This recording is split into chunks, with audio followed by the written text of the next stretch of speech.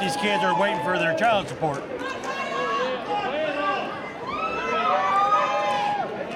Be that as it may, Dusty took some time off from the business, kind of rested up for a while. Ever since coming back, though, the fans have fallen back in love with him all over again. It's because he still owes half of them money.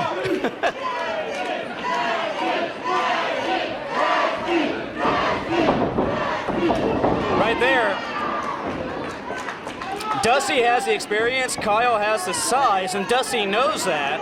Do you think he might try to hit and run? Well, all he did right there is just aggravate the big guy, and you would think if Dusty's supposed to be the veteran, he'd be smart enough not to do that. Well, he's dodged both of the lockups. He got in a kick, now he's getting in some punches and some chops.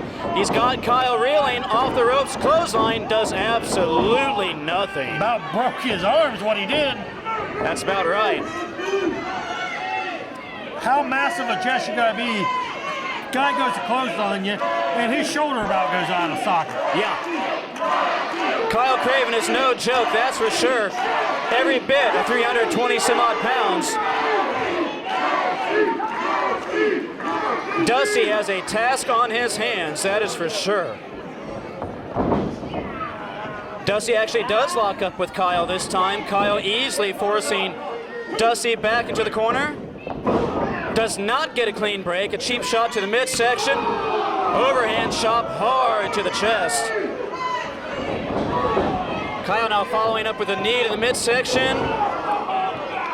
Now drives one of his massive shoulders into Dusty's midsection. Yeah. Make it 3 shoulder butts. Dusty's midsection just touched his spine. I think so. Yeah, he might be coughing up ribcage here soon, that's for sure. And now a clubbing forearm to the back. Kyle definitely is going to be working over the cardiovascular. In fact, now choking Dusty on the rope. And let's face it, Dusty's no spring chicken anymore. His cardio probably isn't quite up to snuff. I won't dispute that. Dusty, being in the business as long, he knows just about everything about the business there is to know, but you're right, he's not quite in his prime anymore. And so, trying to wind him is probably a pretty smart strategy there by Kyle Craven. Dusty trying to get up to his feet. Kyle hooks him in. Snap suplex.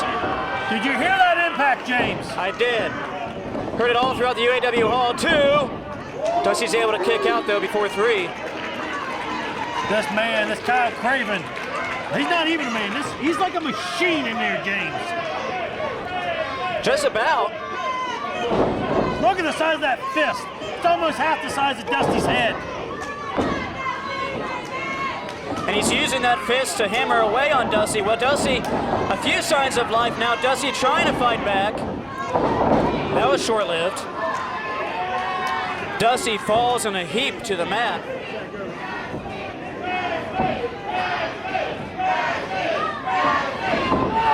Kyle sends him for a ride, hard into the turnbuckle. Ooh, wow.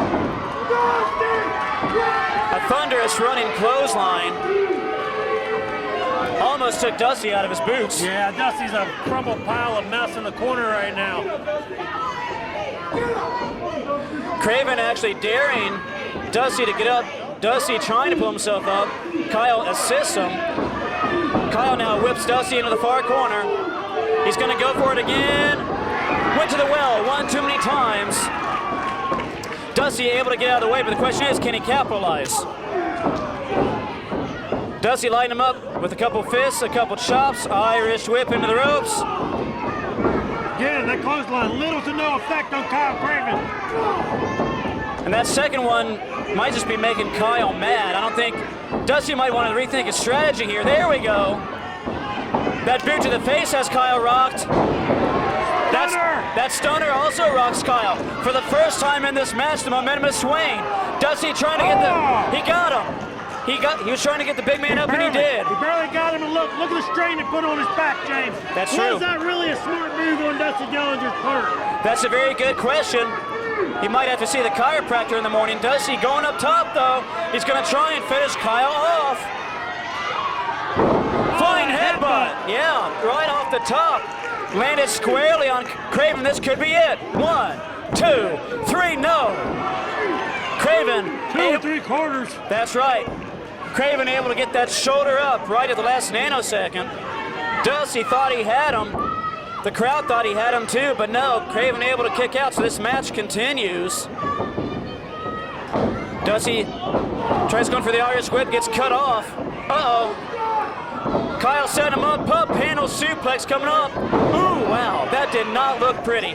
1, 2, 3, that's it. And the road of devastation continues for Kyle Craven. That's right. So far, every match that Craven has had here in War Wrestling, he's left a path of destruction in his wake. And you're exactly right, Ripper, that continues here tonight.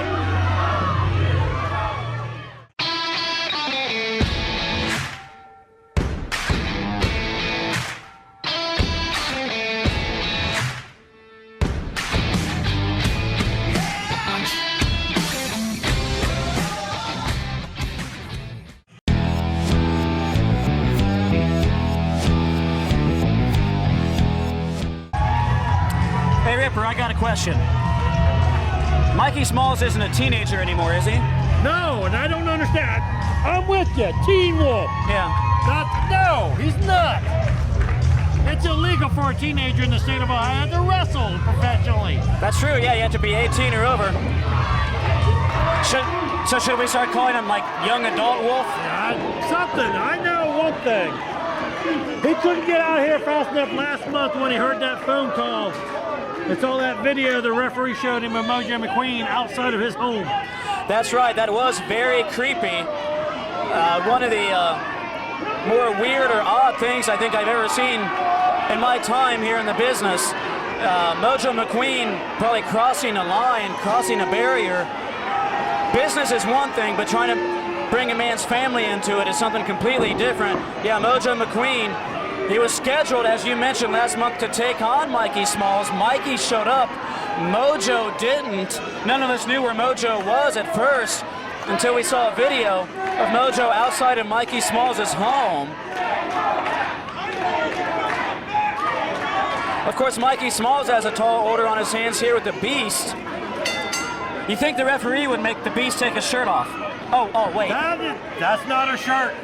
That's a lot of hair. Hooks distracting Smalls, Beast from behind. It's what many of the men from Skull Island look like. Beast, some forearms to the back, and now stomping a mud hole into the chest of Mikey Smalls.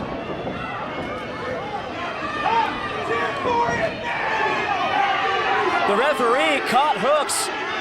Hooks was laying in some punches on Smalls. I think the referee should throw Hooks out of here.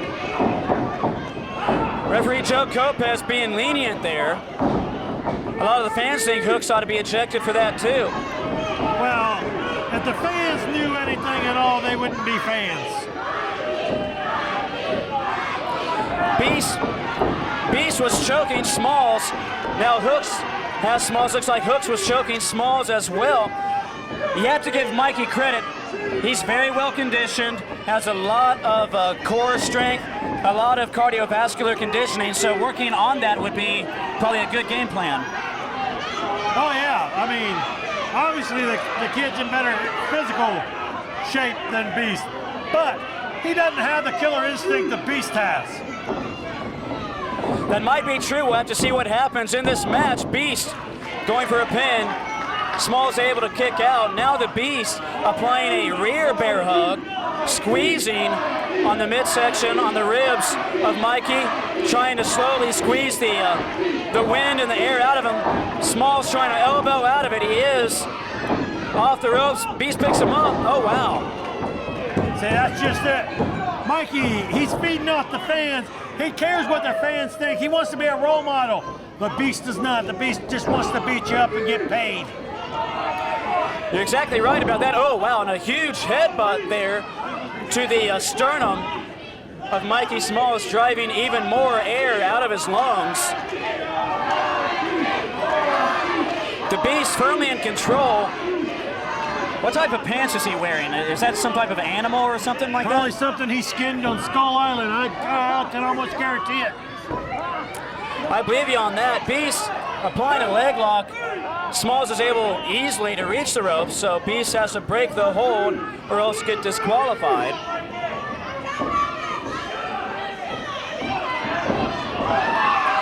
Mikey now trying to fight back.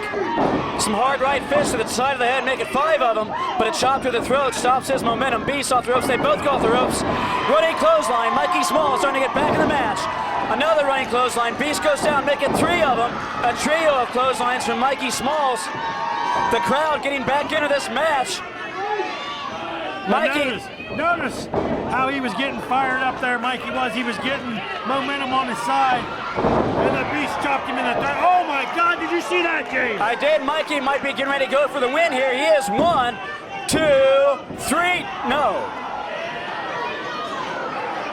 Mikey caught Beast with almost like a diamond cutter type of maneuver. And Hooks ran off. You're right. I'm not sure where Hooks went. Oh, wow, nice move. Pump handle into a sidewalk slam, going for the pin. 1, 2. Smalls able to kick out. And we have no idea where Hooks went. He went running to the back. He did go running to the back. That's very weird. Not sure why. Although seeing how he probably should have been ejected earlier on, maybe everything will finally balance out. Mikey Smalls, a knee to the midsection, making a knee to the face. So now the Beast is stunned and winded, or maybe not. Catches, not that time. Smalls was able to nail Beast with the second super kick. Beast, though, rolls to the outside. So if Smalls was wanting to go for a pinfall victory, he's going to have to go out and drag the Beast back in. And wait a minute. Wait a minute. Hooks is bringing out a coffin.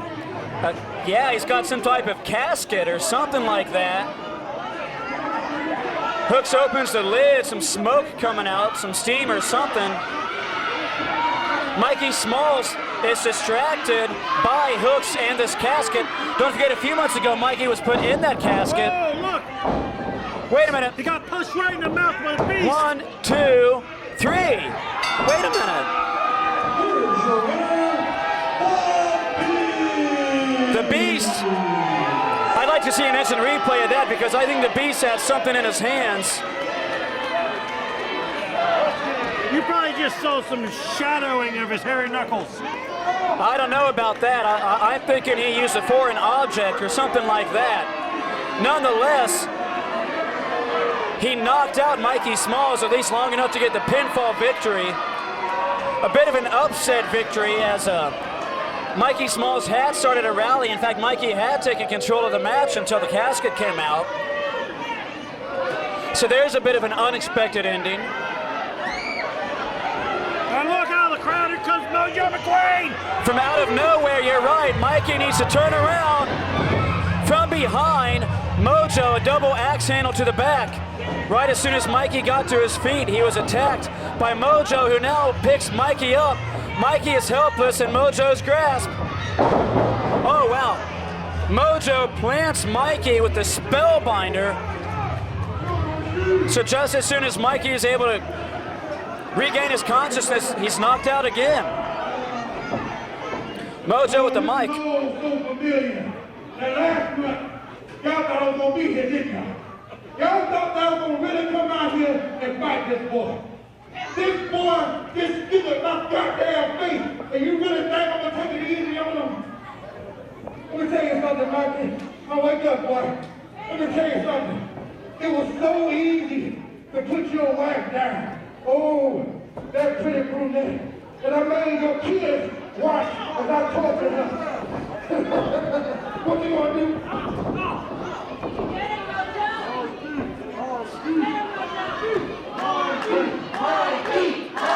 A barely conscious Mikey trying to fight back.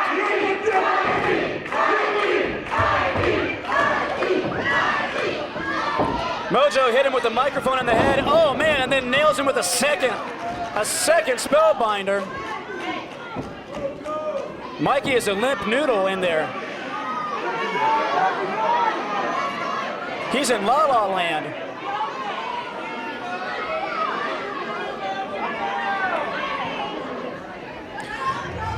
Mojo was wanting to talk, but after nailing Mikey in the head with the microphone, that microphone might not work anymore. There we go. I'm not going with it yet. I'm not going with it yet. See somebody? On February the 4th, your soul is mine. I challenge you to a casket match. There you have it. Mojo makes the challenge for the War 14. He's challenging Mikey Smalls to a casket match. My question is, though, if Mikey was unconscious, did he actually hear that? Mikey might not be aware of that challenge as of right now. He might have to go back and watch this footage online in order to actually hear the challenge from Mojo McQueen.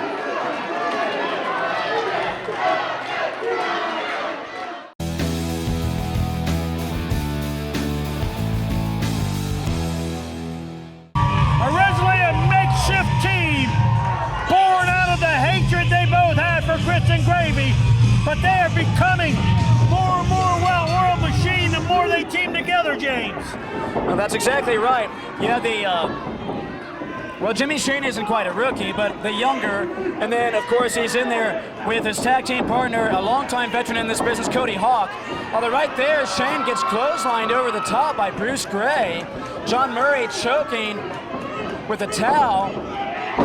Now, it wasn't quite a hip toss. Would you call that a neck toss? I call it effective. That's what I call it, James. A towel toss? I'm not sure.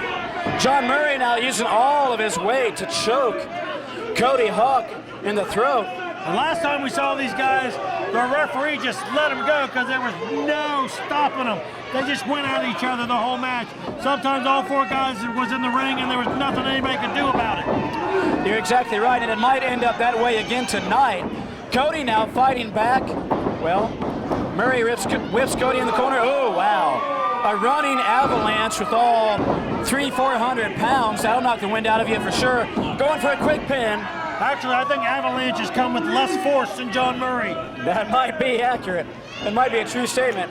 Murray now has Cody Hawk in a corner he does not want to be in. Gray comes in, taunts Jimmy Shane. Shane wants a piece of Gray. Meanwhile, as the referee backs Shane off, Murray is able to control Hawk in the corner. Hawk, though, trying to fight back. Oh! Beautiful textbook drop kick right there. Right to his face. 1, 2. It's going to take more than a drop kick, though. As gorgeous as it was, it'll take more than a drop kick to put away Cody Hawk. He is an icon for a reason. That's right. Gray now with the front face lock applied. Tags in Murray. Forearm to the back. Looks like they're going to go for a double team here. Throws him into the ropes. Double back body drop. That hurts anyone's back, but Cody Hawk almost lived up to his namesake and flew like a hawk. that's about right. Well, this is one time that the taunting by Grits and Gravy is costing them. Shane lost his temper, was trying to get in there, and it cost Grits and Gravy a possible pinfall. Although right there they made up for it by choking the life out of Cody. Yeah, John Murray putting that tree trunk-like leg right across the neck of one Cody Hawk. Well, Bruce Gray right there blowing his nose on Cody's bandana. Jimmy again trying to get in the ring, but every time Jimmy loses his temper, all he's doing is allowing Grits and Gravy to have their way with his tag team partner. Gray took too much time. Hawk rolls him up, 1, 2. Nice clothesline there. Takes Hawk down. 1, 2. Gray going for the pin, but Hawk is able to kick out. And we've mentioned several times, Bruce Gray, no stranger to this business. He was a ref for many years before he made the transition into one of the best professional wrestlers on the independent scene today. I agree with you completely. In fact, I think being a former referee really helped him out as far as knowing kind of the flow, the pacing of a match with ring awareness, knowing how to bend the rules when he wants to.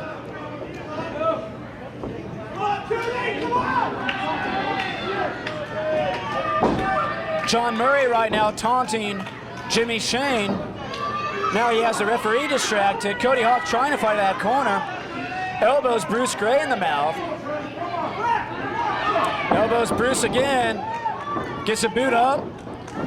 Trying to take on both guys. So close. So close yet so far as Cody was going for a tag. Reaching for his partner, Jimmy trying to reach in as well. And that's just great tag team wrestling right there, James. Yes, it is. Gray now taunting Jimmy even more. You know, the stench of death is still in the air from when Mojo McQueen was out here. I was wondering what that smell is. Or it could just be these fans. Nice leg drop there by Bruce Gray. Bruce Gray very technically and tactically sound. Jimmy Shane in there breaking up the count. Can't blame him though. So far, Grits and Gravy has been ragtagging Cody for this entire match. Jimmy Shane hasn't really been in there once as of yet. Not legally anyway. No. Murray snapmares Cody over. Little known fact, everybody knows Cody Hawk has had Ooh. that surgically repaired neck. Cody doesn't know where he's at. Bruce Gray knows exactly where he's at. He's up top, but he took too much time. He telegraphs that one, and he's paying for it.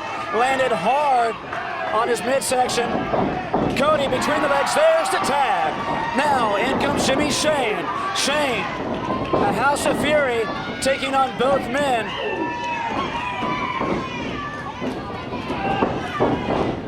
Sends Gray into the corner.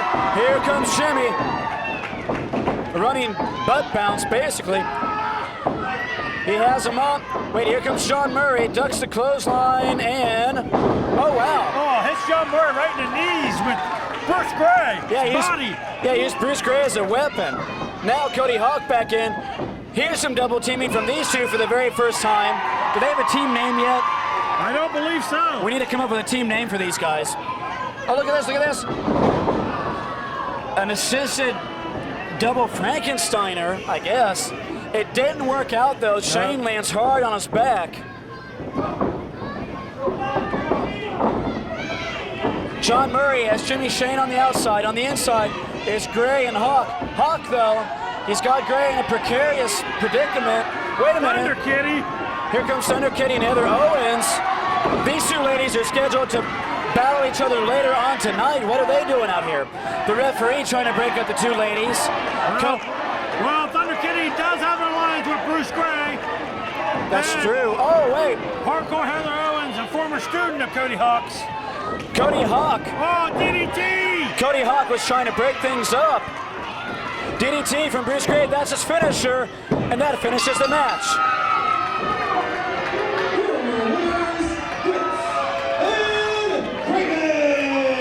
Cody Hawk trying to do the chivalrous thing and help break up the two ladies who are going at it, and it ended up costing them. That's right, you never get in between two ladies. You never break up a cat fight, Cody Hawk. Bruce Gray got him from behind with a low blow. Although I'll actually agree with you on this. The referee can't call what he doesn't see. Grits and Gravy get the win. And Jay Cortez doesn't see much.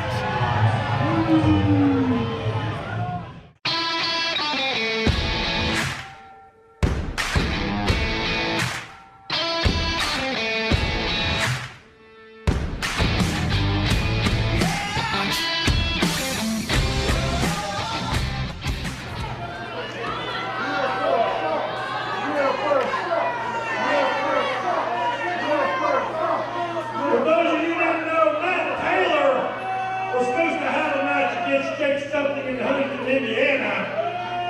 But there was no way in hell Mike Klein was coming to Huntington, Indiana. And I'm sure this upset Matt so much.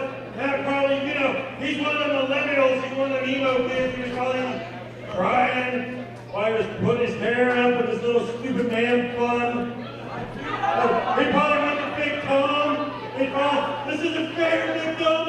I should be champion, you know, think something's kicked the ever living crap out of him every time he comes.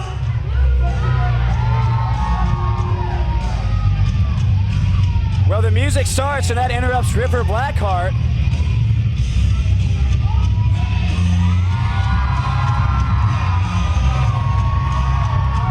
And right there, the man that Ripper Blackheart was trash-talking, Dark Star Matt Taylor, appears through the curtain.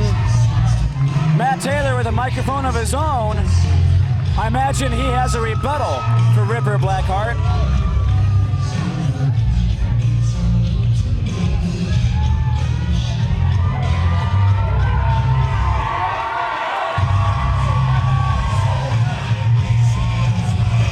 Kicked his ass before, we're going to kick his ass again, and we're just going to keep kicking his stupid ass.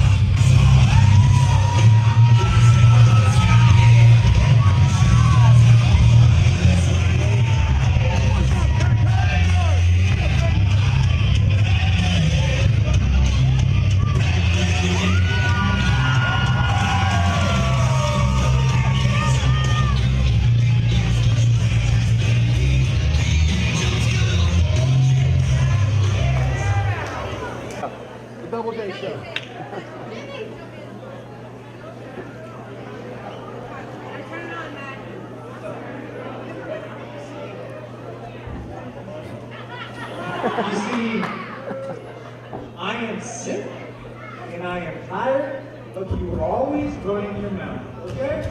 I'm gonna shut up with your stupid little balding hair. It's not fooling anyone.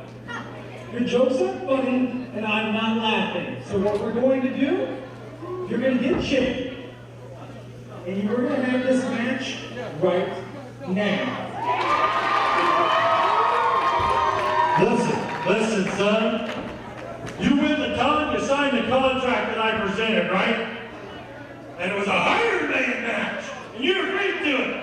And you wanted Jake so badly, you forgot to read the fine print. It's in fact an Iron Man match, but it's an Iron Man gauntlet match against 3 guys that I choose, and you have to beat all 3 of them guys before you even see Jake something tonight. So without further ado, bring out his first opponent. I give you Brandon Day.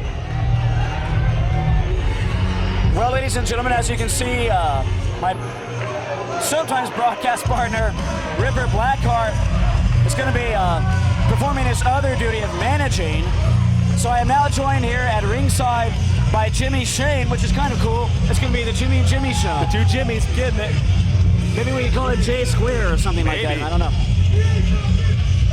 But what is it? So Matt Taylor signed up for a match, in typical Ripper Blackheart fashion, it's not the right match. Basically, yeah, that's what it sounds like.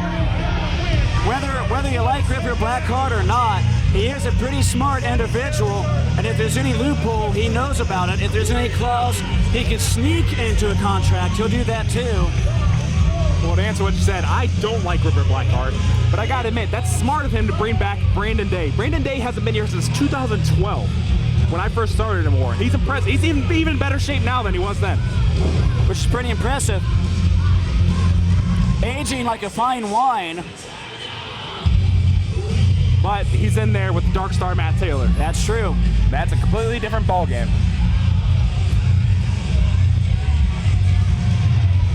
Of course, Brandon is known as Unchained Brandon Day. You saw him bringing those chains with him to ringside. We'll have to see whether or not those come into play at all in this match, which I guess, thanks to Ripper Blackheart, I guess this is a gauntlet match. Both men lock up. Jimmy, it looks like Day is a little bit bigger than Taylor, so I'm thinking the strength advantage might reside with Day. He's definitely gonna have strength, but right there, Matt Taylor's got the speed and usually the brains when it comes to his opponents. That's a good point. So this will be a very interesting back and forth match, I'm assuming. Right now, Day is hunched over, Taylor off the ropes. Did Ripper trip him? It looked like Ripper might have pulled Matt Taylor's foot there. I'm not sure, I don't have a great vantage point, but yeah. Good on Brandon Day for being able to capitalize. Now Day raining down fists on Taylor's head. Taylor now seeing stars. Wait a minute, more of the dirty come out here. We have Jake something. is out at ringside now to observe. It's kind of funny how he doesn't want to wrestle Taylor, but yet he'll come down to ringside and spectate. That's the way the Dirty does it. Nice suplex there, overhead suplex by Day, who's now choking Darkstar on the ropes. He's fitting right in with the rest of the Dirty. If Brandon Day, this might be a tryout for him to be in the Dirty. Could be a tryout match.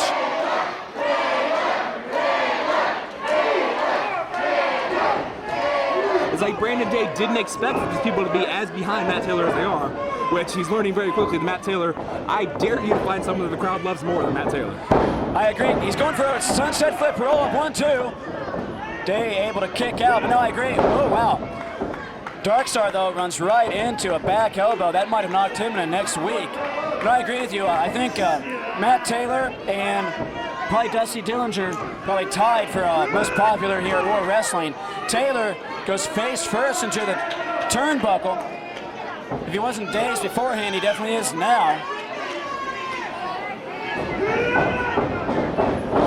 Taylor goes hard into the turnbuckle, back first. That's that strength of Brandon Day we were talking about earlier. Yeah, it is. You got to wonder if Matt Taylor does get past Brandon Day, how much is he going to have left? That's right, and I guess he has 2 or 3 other opponents after Day, supposedly, before he can even get to something. So Taylor definitely has a tough road to hoe. Day there thought better of the pinfall attempt now. Looks like he's just kind of twisting on Taylor's head. Maybe trying to twist his head off his body. Taylor's starting to get the crowd behind him here. Nice jawbreaker there from Taylor. Stuns Day, but can Taylor capitalize is the question. Matt, I'm going to be honest with you. Matt Taylor's my best friend, and I'm a little wondering, I don't know if he can pull this off. He's looking worse for wear right now. Yeah, he is. Now both these guys exchanging fisticuffs.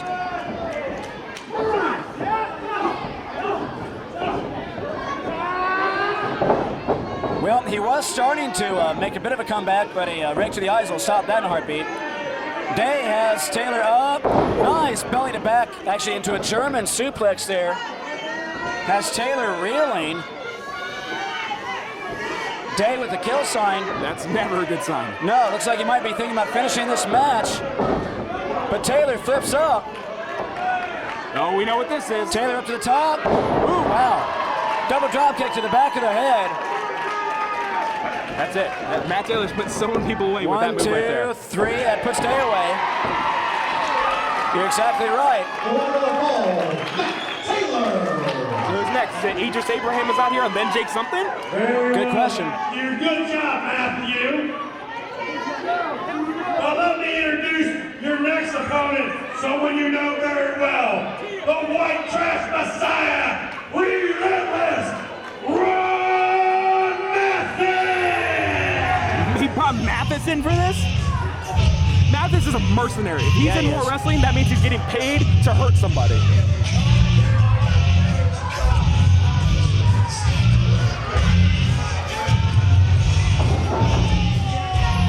Wait, and Brandon Day from behind. With that chain, it looks like. Yeah, with the unchained Brandon Day with the chain to the back. Matt Taylor was going to have problems with Ron Mathis regardless, but after that, it's not looking good for the Darkstar. No, it's not. This might be easy pickings here for Ron Mathis. And Mathis is like his personality, like his attitude or not, Mathis is a fantastic wrestler, a fantastic competitor. And I agree with what you said. I mean, it's going to be a tough match no matter what. 1, 2, 3. Wow. Taylor somehow is able to clear the cobwebs enough to kick out just before the 3 count. Shows you how bad he wants the War Wrestling Championship, I guess. We talked earlier about Matt Taylor's speed and his brains. Don't underestimate his heart either. You're exactly right, Jimmy. But don't underestimate the White Trash Messiah, Ron Mathis. That's right. Relentless Ron Mathis has Taylor hooked. Holds him up for a suspended suplex here, letting all the blood drain to the head. I've Taylor. known Ron Mathis my whole career, and he's always been dangerous. But right now, he's in the best shape I've ever seen him in, and I wouldn't want to be in there with him right now. Look at the strength of Mathis holding Taylor up for probably a good 20 seconds before finally suplexing him down to the mat. This could be it. 1, 2. Wow. Taylor kicks out at 1. Mathis doing a lot of bragging. Right now he's taunting Taylor. That might not be a wise decision though, Jimmy. No, once Matt gets that crowd behind him and the momentum from that, he can end it at any moment. Well, right now Joe Kopez warning, Kopez warning Mathis about the choke on the rope. Unfortunately, that allows Jake Something to get involved, who also chokes Taylor on the ropes. That's that numbers game that you got to watch out for when the Dirty's around. Yeah. The Dirty definitely has earned their nickname, that's for sure. Taylor trying to pull himself up, using Mathis to pull himself up. Ron, though, taking Taylor too lightly. Taylor gets a knee up. Ron now, or rather Taylor with some Steve Regal-style knees, using both knees back and forth. Taylor, though, doesn't know well, he did know where Mathis is at. He might know where he's at now. Mathis going for the pin after that neck breaker, but no. Taylor able to kick out. Mathis again going for the pin, too. Taylor again able to kick out. That heart and will that you were talking about, that willpower. I'm genuinely worried about my friend right now. Being in there with Brandon Day, now Ron Mathis, all with the Dirty at ringside. Yeah. Definitely has his work cut out for him. I know he wants to be world champion, but at some point, when's enough enough? Very good question, my man. Very good question. We'll have to find out as this match continues. This being the second part, you would say, of the gauntlet match. The one downside of having long hair becomes the easy target. Ooh, wow, you could hear that right fist. But Taylor catches him with an enziguri from out of nowhere. Is trying to fight off best he can. Taylor, though, obviously more worse for the wear. Oh, wow. And another one. Where does Taylor get this from? With these two going up to the high rent district like this could be pretty dangerous. That's right. They don't call it high risk for nothing. Looks like Taylor could be going for a superplex here if he can get it. But that's just how more fresh Ron Mathis is, holding on. You're exactly right. Mathis trying to fight out or block it. We got a stalemate up top right now. Of course, this is dangerous too for Taylor. Should Mathis try and reverse? Mathis hammering away on the back of Taylor. Now Mathis going up higher. Power bombs him down. This could be at 1, 2, 3. No. Wow. Taylor somehow kicked out. I don't know how. Going for another one. With another back-to-back powerbomb. That's right, sit-down powerbomb, but still.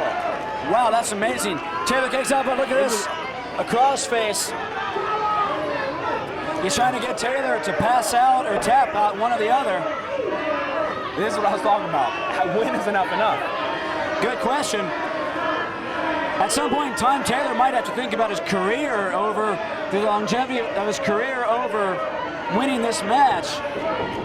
Taylor, though, rolls him up. 1, 2. Mathis kicks out. Desperation move right there by Taylor, who nails Mathis with a drop kick.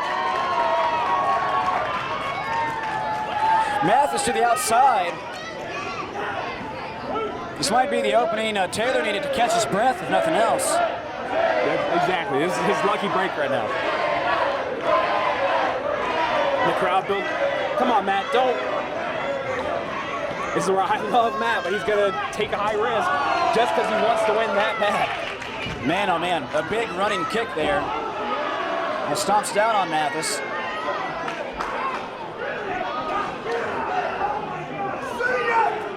Oh, wow. Well, I was going to say Taylor was going to start getting in control for the first time in this match, but Mathis put it pretty quick into that one after slamming Taylor down on the edge of the ring, which has the least amount of padding. Mathis now going up top. Mathis can fight, but hey, he can fly too when he wants to. Mathis is very talented. It's just he likes to hurt people, and that's where I don't agree with him. It should be an athletic competition, man. Going for a flying elbow drop, it took too long. Taylor gets out of the way. Mathis lands hard on that funny bone. I don't think he's laughing too much right now, though. This is Matt's chance. He's got to make the most of it.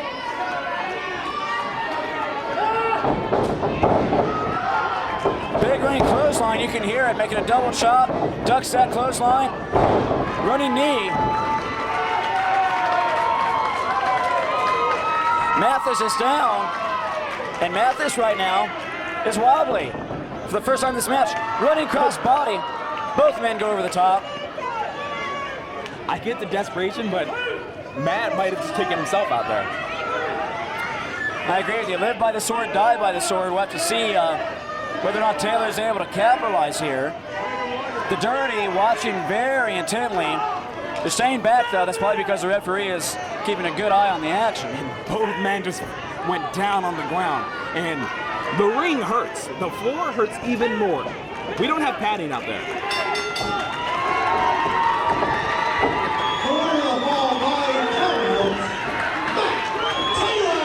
Taylor was able to get in just before Mathis. Taylor gets the win by count out. Mathis is counted out.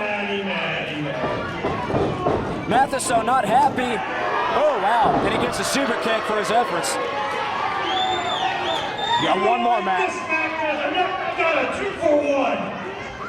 Bring him out, Super Future. Both members of Super Future? Sounds like it. Ron Mathis stumbling away from the ring, holding his jaw. He might need to go see his dentist or orthodontist. Well, the conditioning of Matt Taylor there helped him get back in the ring before the count of 10, so he's able to stay in this gauntlet.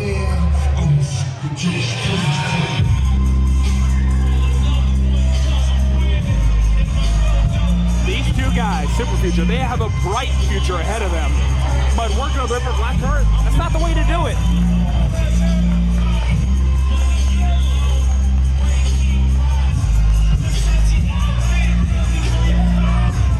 I know I'm supposed to be unbiased right now, but I am worried about my friend.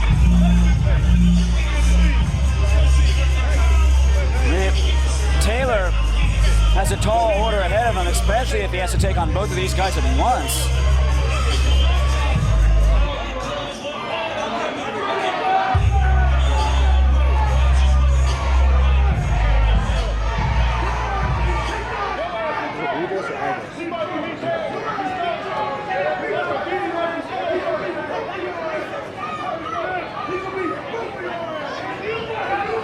Hawk and I wrestled Super Future over the summer. That's right, I remember that. The Bell Center Brawl, I remember that. Yeah. And they're very talented.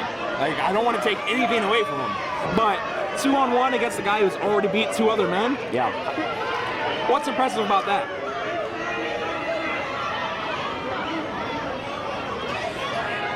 Yeah, in fact, you would think they should win. Oh, look at this, look at this.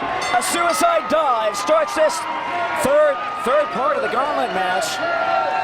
Or the third match in the gauntlet, I guess you could say. Matt will always take the fight to you if you give him the chance. That's right, he's doing it here with Super Future. Flying cross body, 1, 2.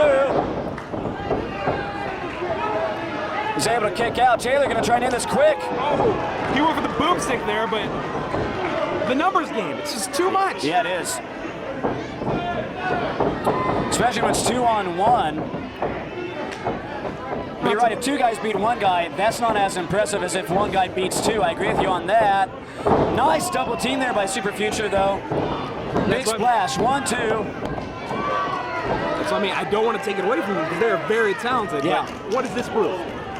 Well, you mentioned they have a bright future. You mentioned that you hope they aren't working for Ripper Blackheart, at least not long term. Maybe tonight's just a one-off, kind of a one-night stand for some extra money. Pardon the play on words. These guys work as a, wow, look at the that. height. Yeah, look at the elevation on that Stinger splash. Now, Jimmy, you mentioned you wrestled these guys over back in the summertime, July 4th weekend, Bell Center Brawl. I remember that, I was there. Very well-oiled machine is Super Future. Exactly.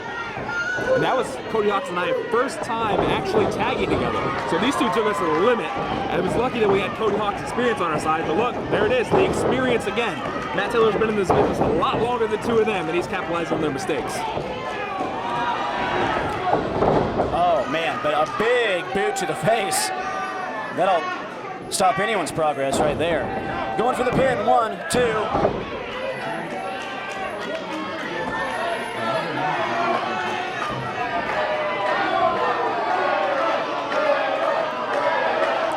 Chinlock being applied right now, trying to cut off the flow of blood to the brain. Taylor trying to fight out. He's definitely the smaller of the two individuals. And a couple of elbows to the head will make him even more woozy. Taylor, he might need to get to the ropes here soon before he passes out. I don't know if he can, to be honest with you. You're right, he's right in the middle of the ring. He might be going out here. We might be looking at the end of this match. Referee checking on the hand, checking to see if Taylor is still with it. I think he's going out here. There's 2. If that hand falls one more time, this match is over. And no, wait, Taylor still with it. That's that heart I keep telling you about. Yeah, must be. Taylor, you can see all the blood has rushed to his face. His face is quite blushed, but he's up to his feet. Breathing deep, but he's up to his feet. Gets out of the chinlock. Kick to the back of the head, sends the big man down. Matt needs to catch his breath before this tag is made. I was just going to say, he has no one to tag out to. It's a very good point. He looks to one side, and there's the Dirty waiting for him. Yeah. Well, there's a tag on the Super Future side. Putting the boots to Taylor right now. If he was able to catch any breath, it's all gone now. Did you see that?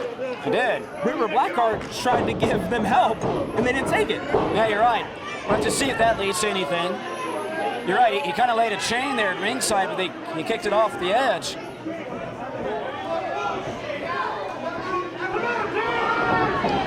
Irish whip, Taylor reverses. Ripper tried tripping. He went for Taylor, but he missed. You got the wrong guy. That's why Ripper should pay attention. Roll up, 2, 3, that's it. That's it.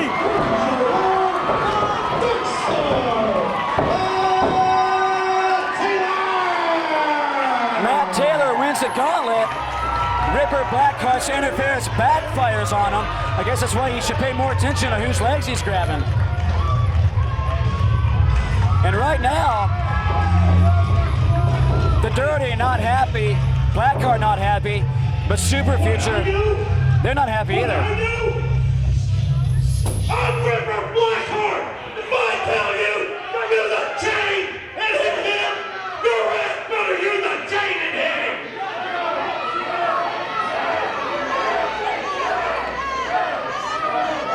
I'm paying for your asses. You'll do what I tell you to do when I tell you to do it. Temper's boiling over here. Uh-oh, wait. Super Future getting surrounded here by the Dirty. Jake Something and Idris Abraham. Oh, and here comes Austin Mannix, Brandon Edwards. Even more members of the Dirty coming out. This is not looking good for Super Future. It could very easily become a 4-on-2. That bright future I was talking about might not be as bright right now. Might be getting kind of dim. Yeah, you're right. Oh, maybe. I don't trust Mannix, though. It looks like he's trying to calm it down, but... Yeah, you're right. Austin Mannix, you can never trust him. Can't trust him any farther than you can throw him, usually, which isn't very far. At least not for a small guy like me. Give him a fall away. Yeah, you could. You could. The average guy probably couldn't throw Austin very far. I'll put it that way. Would you shake their hand? No, I wouldn't. See? And right there, you're exactly right. Well, we might have an impromptu tag team match going on right here, unless it's going to be a beatdown. I'm not sure quite what to make of this yet. But yeah, right now the Dirty having their way with Super Future. Looks like a, oh wow, fisherman suplex. Yep, right there, fisherman buster, you're right. Planted him right on his head.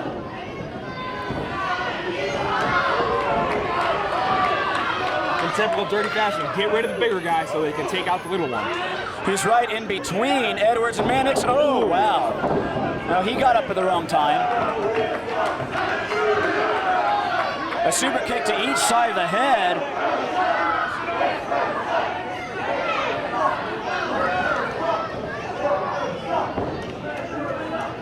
And they're not done? No, not yet. They want to inflict pain and punishment. Mannix has him up, drops him down into a cutter. So you can't trust Dirty. You can't even work with them to try to get their own goals, because once they're done with you, they kick you aside. Especially if you don't win a match. Looks like you have to stay undefeated under Ripper Blackheart's tutelage, or else he has no, just like you said, he has no reason for you. Well, the Dirty definitely making their presence felt here. We'll have to see what path Super Future chooses to take after this. We'll have to see what exactly their future holds.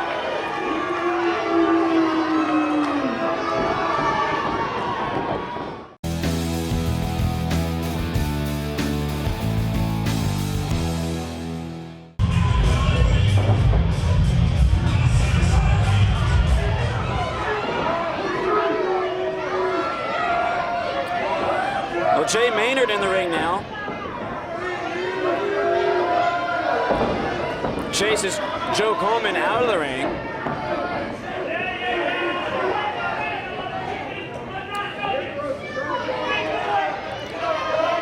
Netflix recently decided to quit showing reruns of the sitcom Saved by the Bell. Joe Coleman was very distraught over that, or so I hear. Coleman actually has the size advantage here over Maynard. Both men lock up. Coleman right there showing his strength superiority. Shoves Maynard backwards. Coleman calls himself the genetic jackpot. He is a bit of a genetic freak, though. Look at him, James. That's right, I agree.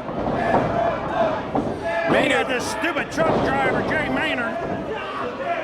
Maynard might have to rely on his speed and quickness here to counterbalance the strength of Coleman, who now applies a wrist lock. Maynard trying to get out. He does. He applies a side headlock.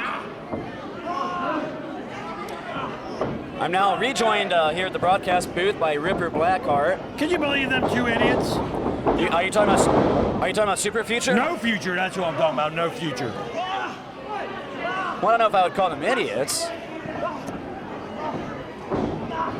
Things definitely went awry, that's for sure. Not the face, Joe. Running clothesline there from Jay Maynard. If there's anything prettier than Joe's muscles, it's his face. Well, that's debatable. A drop kick, though, might have just made that face even more ugly. I mean, come on, he's got Hugh Jackman good looks. He's got Hugh Jackman hair, I'll give him that much. Oh, man. But Coleman drops down, hangs Maynard up on that top rope. That'll drive the wind out of anybody if you can't breathe through your Adam's apple and your larynx. Coleman now easily in control, stomping away on Maynard, driving even more air out of those lungs. So Ripper, is it safe to assume that you're not paying Super Future since they didn't finish the job? Is that accurate? I did stop payment on the check. Okay. So they came and worked for nothing. Just checking. A clothesline by Coleman. Maynard is down. Maynard able to kick out of the pinfall. So let me ask this. As Coleman out raking away on the bridge and the nose of Maynard, trying to make Maynard maybe a little more ugly, let me ask this. So if someone in the Dirty or associated with the Dirty loses, are you done with him after that? I mean, do you have no more use for him, or? It's apple and oranges, James. Them guys were paid to do a specific job.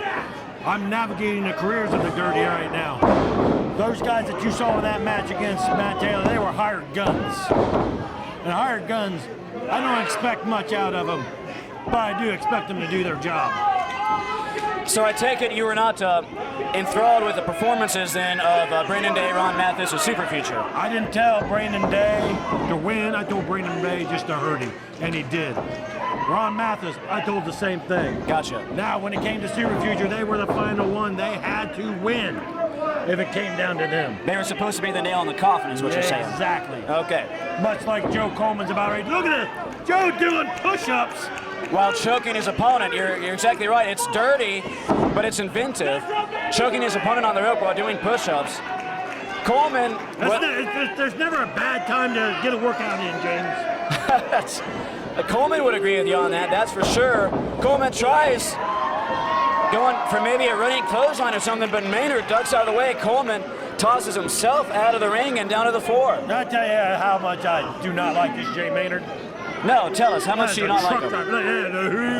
He's a truck driver. Wow, look at that, a suicide dive through the ropes to the outside, nails Coleman. Coleman is down. So you don't, Ripper, how can you hate truck drivers? Without the truck drivers, where would America be without us? There are some mysterious, they're just not good people. No, you're not. Truck drivers are very hard workers, and they have to perform a lot of work in oftentimes very short amounts of time. They definitely typify the blue-collar worker. Coleman right now begging for mercy and forgiveness. Yeah, Maynard not having any of it. Two hard right hands make it three. Coleman into the ropes. Big clothesline there from Maynard. Follows it up with a back elbow. Ducks the Coleman clothesline. Coleman into the ropes, picks him up. Spine buster. See, and you got somebody like Joe Coleman, like you said, genetic jackpot. Look at him. He looks like an athlete. And then you got Jay Maynard, who looked like he just rolled out of a truck. Well, right now, though, he's got a Boston Crab on Coleman, trying to get Coleman to tap out. Wait, Kyle Craven is down here. What's Craven doing? Remember, Kyle Craven all but destroyed Jay Maynard last month. That's a very good point. But look behind Craven. There's Dusty Dillinger. Meanwhile, back in the ring with a chair. Down goes Craven, but also down goes Maynard. We've got chaos breaking out all over the place. Now, of course, these two have a history, Dusty Dillinger and Coleman. Dusty sleepered Coleman out and put him in a dress, a mini skirt, if memory serves correctly, back a couple months ago. Coleman remembers that.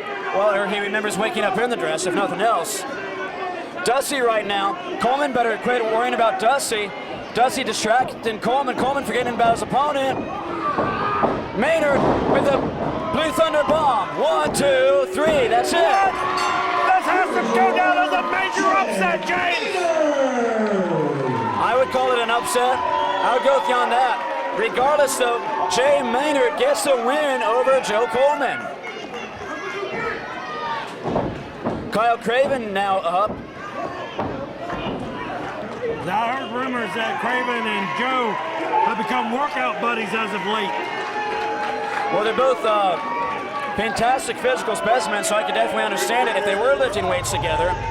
Meanwhile, on the other side, though, you got the redneck and Dusty Dillinger and the truck driver and Jay Maynard. They might be two peas in a pod, too. Yeah, I'm sure both their family trees are a straight line.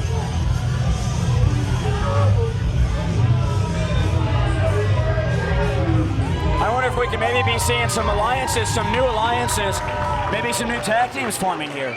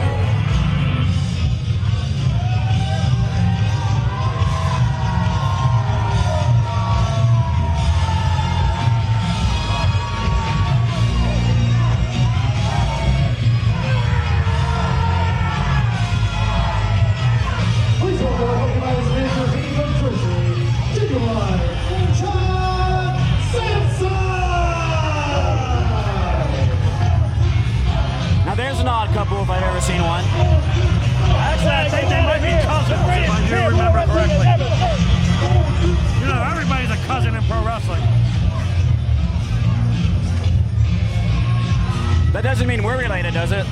God, let's hope not. I second that notion. Vinny from Jersey, Jock Sampson. Your is mom's not a fat redhead from Columbus, is she? No. Oh, then you're all right. All right, that's good. I thought that after all these years I would have had you monkeys trained by now. You don't talk when I talk. The simple rule. Everybody's here tonight because they want to see the 450 boy versus the Sampsons in an 8-man.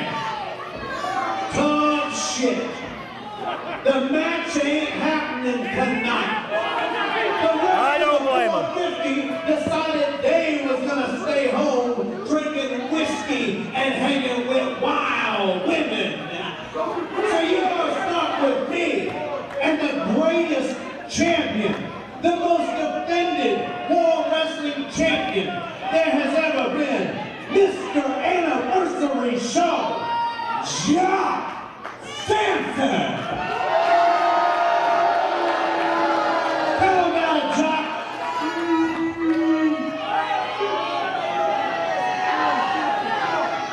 What kind of pizza do you think Vinny has in that box?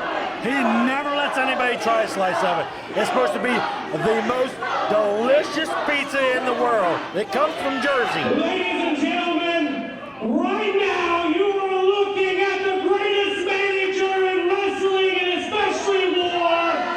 And you're looking That's debatable. at the greatest in-ring competitor in the history of war. Again, debatable.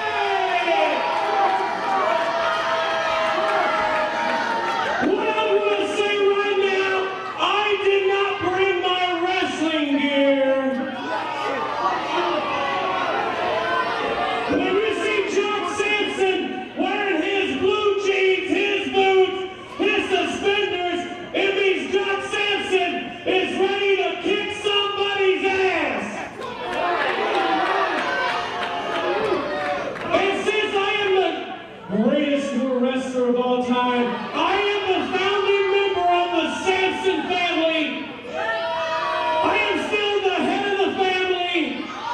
And Billy Jack Sampson, I want you to bring your big ass out because your big cousin is going to beat your ass in a fight.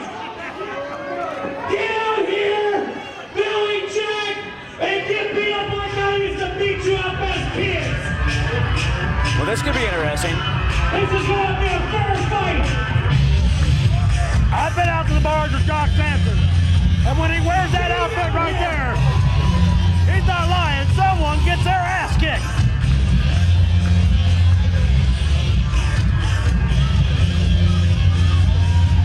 And I don't know if Billy Jack is still the little cousin to Jock.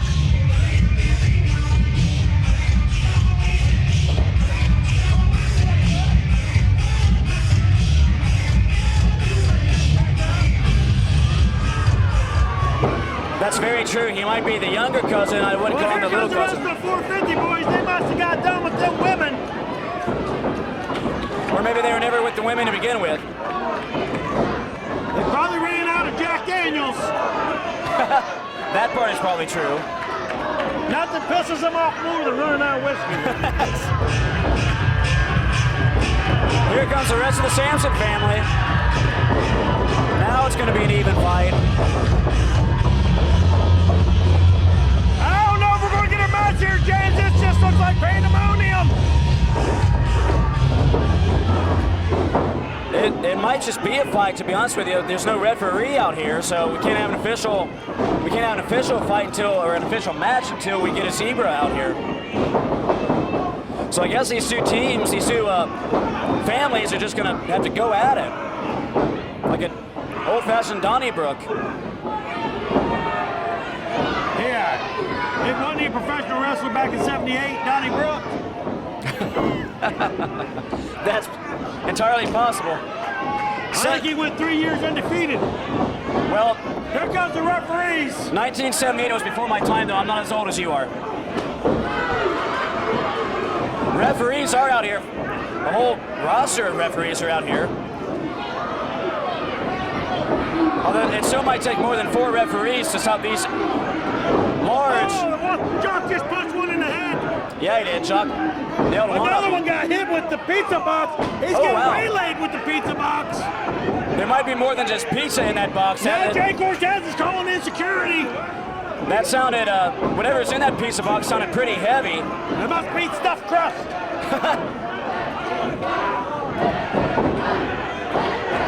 These guys are, security is trying, yeah, you're right, referee Jay Cortez is trying to restore order. He just got tossed down. Here comes Jimmy Shea, the Teen Wolf. Yeah, more help from the back to try and break up the 450 boys. Here And comes Dusty. that's right. The Tom. It's probably going to take a lot of the locker room to break up the 450 boys and the Sampsons. This hate runs deep, James. Yes, it does. No argument there. And all these guys, there's so many bodies in the ring. There's more guys here. Here comes Hooks Beast, Craven Day. Mathis not sure why he's out there. Grits and Gravy. Someone said fight, I think, and Mathis shows up. Basically, yeah. There's a fight around. Mathis will be there. Mathis might try fighting them all. He's holding back Beast. A bunch of security in the ring. On top of all the wrestlers. Look at all the humanity.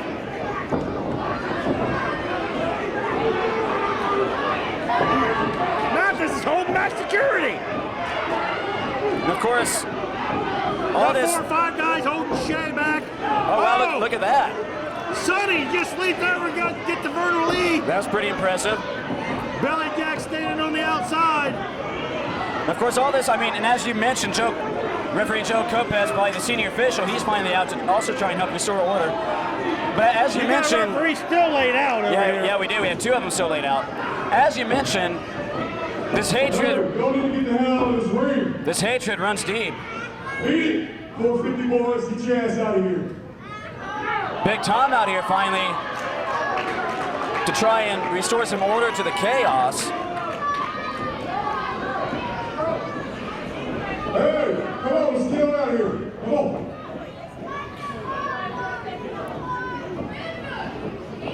One could make the argument that a lot of this started by Jock Sampson deserting the rest of his family. He turned on them last year. Yep. And things have been slowly building ever since.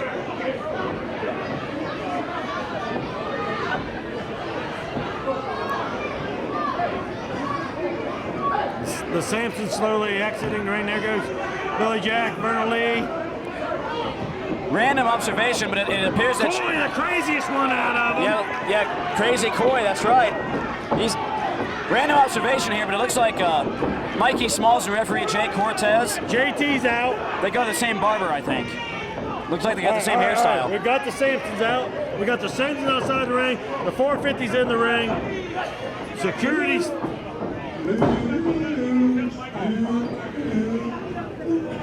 Order finally being restored, it would appear.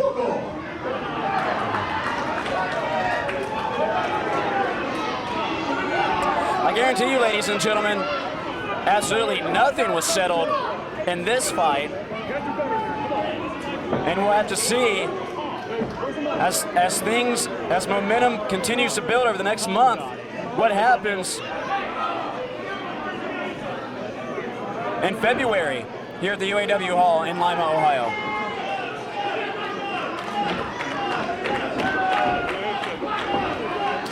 I guarantee you, this feud, I guarantee you, has not been settled yet. Things are not over between these 2 teams, these 2 factions.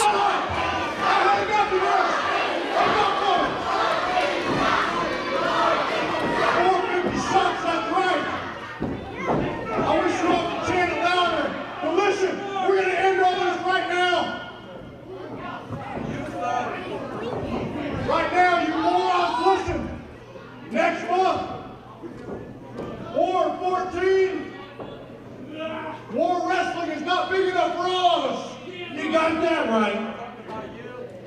How about at War 14th anniversary show, we finally get this going. We give them what they want, you give us what we want. All the Samsons here, all the 450 boys. Huh? Hey, John Simpson! Guess what? I think you found somebody just as dumb as you are. For what? Shut up and listen! Hey! We're gonna have a match next month. Not just a regular wrestling match. That's not gonna solve anything. We need something more. More wrestling's not big enough for all of us. That's one thing we can agree on. So next month, right here, 450 versus the Samsons. Loser leaves War Wrestling for good. What? Oh, wow. The stakes have reached the highest point here. Hey, I will die with you guys. I will go to hell with my brothers. We accept. Loser leaves more. We accept. So next month in the UAW, War 14. That's not good enough either. Wait a This is minute. too big of a match. There's too much on the line. We need a special referee for this match. It don't matter. We need somebody that's strong enough to call this right down the middle. We need That's not somebody Cortez. to call these That's not two Topaz. No. But most of all, we need somebody that knows how dirty of a son of a bitch you can be. Ladies and gentlemen, next month, Loser Leaves War Wrestling, your special referee. Hit his music. Come on out. Who could this be? Billy Jack said whoever this is big and strong and says he knows how dirty Jock can be. I wonder who he's referring to. Any ideas? That sounds vaguely familiar of somebody who was here before. Levi Connor! Are you kidding me? Just and the 450 boys left him lying over a year ago. We haven't seen him since, James. And we've missed him tremendously. Me and all the fans here at War Wrestling, and a lot of the guys in the back, except for the 450, have missed Levi Condors. We've missed him terribly. I barely knew he was gone. But you're right, last time we saw him, he was in a bloody heap. And we haven't seen him in competition since then. Wow. Man, oh man. I tell you what, ladies and gentlemen, if you weren't excited for War 14 already, you better get more excited now. Next month, it'll be the 450 boys against the Samsons with Levi Connors as the special guest referee.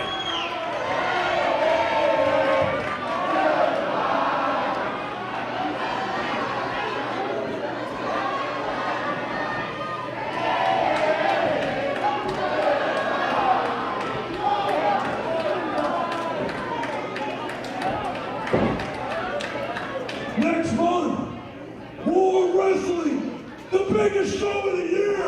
We're going to start 2017 off with a bang by sending the 450 boys packing.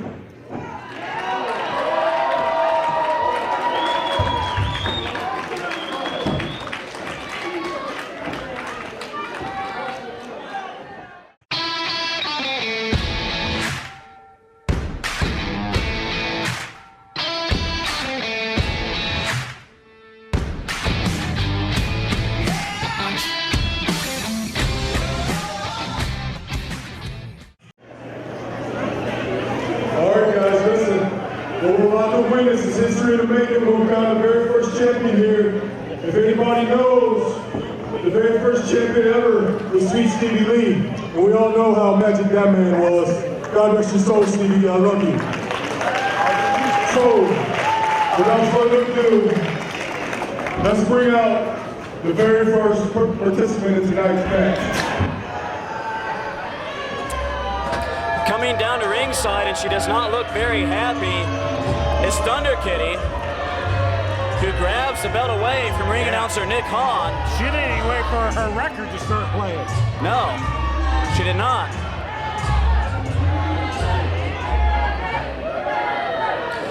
But you know, Ripper, I got a man. Looks pretty good It around does. Thunder Kitty's waist.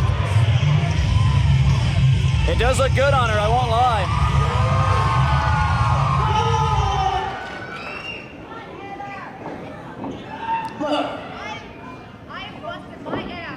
Hardcore Heather Owens is out. Her mic was working for a moment, and I think she hit a dead spot. Yeah, she did.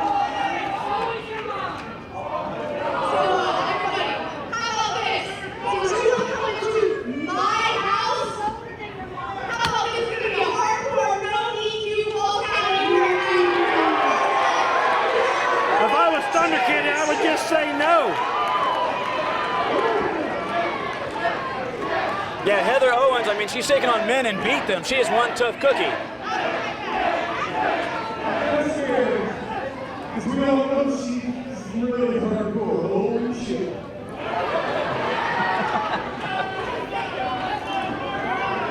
If you guys want to see it, guess what? We're going to do it.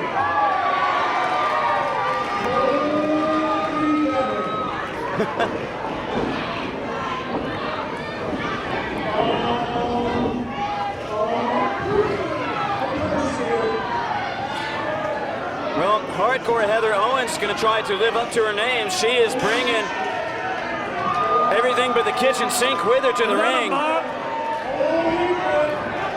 She's bringing, in fact, she might have the kitchen sink somewhere in that trash can. That's a plunger. Ladies and gentlemen, our following contest, scheduled for one ball, is a special hardcore, no disqualification, no count, balls from anywhere match for the War Women's Championship. Introducing first in the ring, participant number 1, please welcome Thunder Kitty. Thunder Kitty with a mop. In her opponent from Balltown, Louisiana, hardcore Heather Owens. Thunder Kitty with a mop. Heather Owens with a trash can lid. You should have seen all the stuff Heather Owens just threw in there, James. And Joe Kopez with a chrome dome.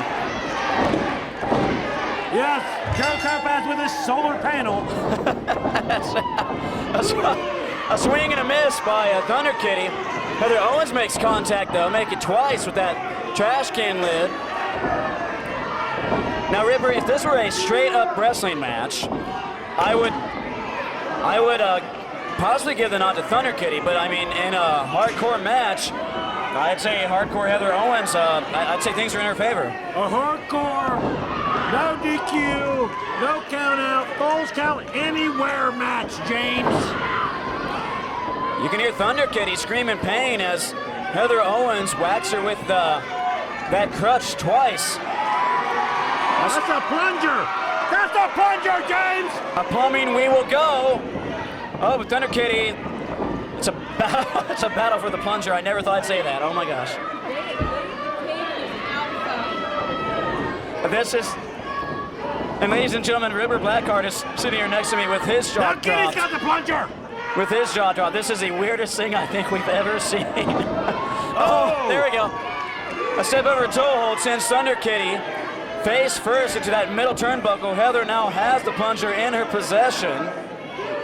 Thunder Kitty doesn't know what day it is anymore. She probably thinks it's Tuesday or something. Thunder Kitty already thinks it's still the 1950s. And that's true. She's Oh, yeah. Who knows where that plunger's been, James? Thunder Kitty, a very old school wrestler. You're right about that. Heather Owens, though, Especially if Heather Owens owns it. a stink face. Heather Owens there, a stink face. And Thunder Kitty is not happy right now. That's, jeez. She's still got the plunger. Whacks Thunder Kitty with it. And is this what you want representing War as the first ever women's champion, someone like hardcore Heather Owens who puts plungers in other people's faces? Well, I think the fans do, I think.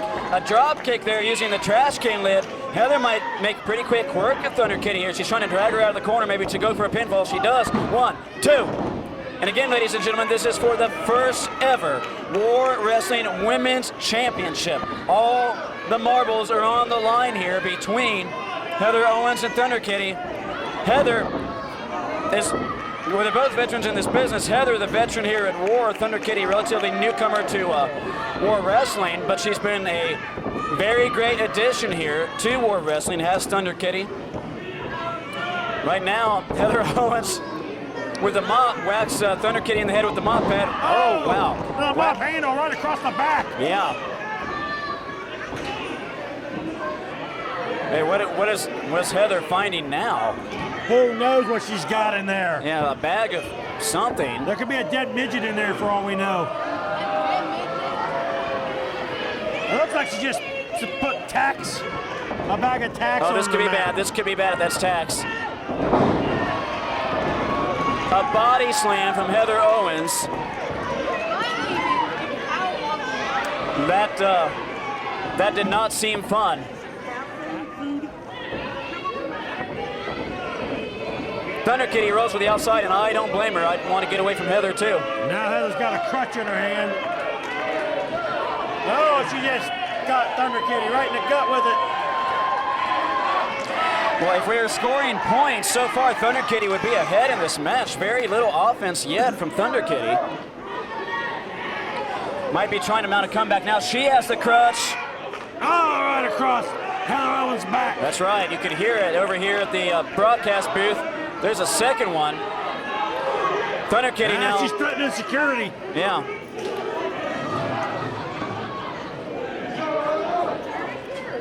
You know, you mentioned Thunder Kitty being a throwback to the 1950s, and I agree with you. Kind of reminds me of almost like a Fabulous Moolah in a way. Yeah, but now gold is on the line, and we're going to see just how badly Thunder Kitty wants it. You're exactly right. You know how much women love gold. Dragging her by the nose. Thunder Kitty is dragging Heather by the nose around the ring. Yeah, the only way this match could be more violent is if they were fighting over a pair of shoes, James. There's a chop. And a headbutt from Thunder Kitty. Again, dragging Heather by the nose. Yeah. Oh, wow, man. You can hear that chop all the way over here. I've been told, I've talked to several lady wrestlers about what is the most painful move for them. And they said that a female right there getting chopped in the chest, to them is as painful as a low blow to a man. Nothing's more painful than a low blow. Not even childbirth. Well, to a guy, but I'm saying to a woman, they say a chop to the chest is the most painful. I'm telling you this, you get kicked in the crotch. A few years later, are you wanting to get kicked in the crotch again? No. No. A woman has a kid. A couple years later, she wants another kid. Can't tell me it's that painful. Oh, now we got a chair. Your logic amazes me.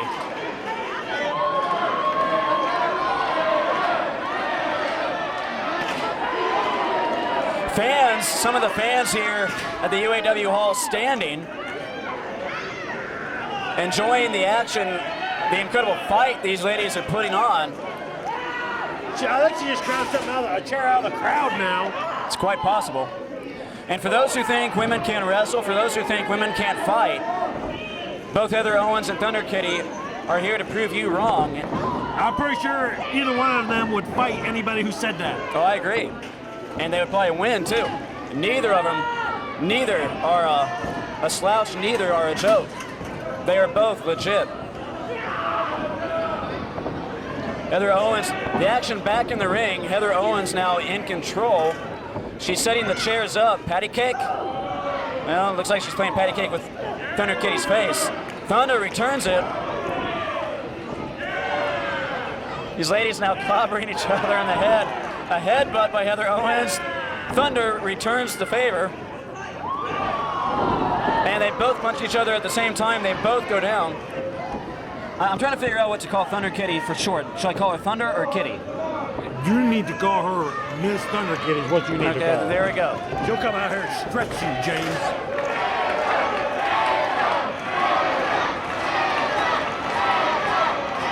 The fans are definitely behind the war veteran Heather Owens, who has a tin lid, maybe from like one of those That giant. looks like a bullseye.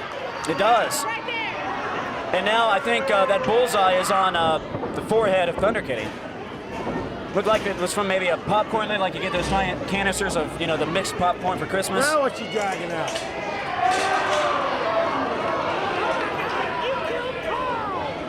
We got tables, James. Yes, we do, and Heather Owens found them. In fact, she might have been the one who put him under the ring before this evening started. Well, you know, Ripper, this event is called Lights Out. One has to wonder whether or not Heather Owens is going to put Thunder Kitty's lights out. Somebody's lights are going out. I'm telling you that right now. Heather, though, is taking a lot of time. Thunder Kitty is up to her feet. The forearm from Heather. She's not going to try to suplex her through there, is she? I think There's so. Bruce Gray and John Murray. Wait, well, yeah, Grits and Gravy coming out. What are they? And here comes Cody Hawk and Jimmy Shane. So a whole bunch of individuals getting involved in this matchup now. And there's absolutely nothing the referee can do because this is a No DQ. no DQ, no holds barred. Yes, I mean, Cody Hawk. Oh! Cody Hawk just knocked Heather through the table. Cody Hawk, he knocked down Bruce Gray, but you're right. Then he knocked down inadvertently. He knocked down Heather Owens. Thunder Kitty's on top. She's going for the pin. That's a 3 count, baby. That's it.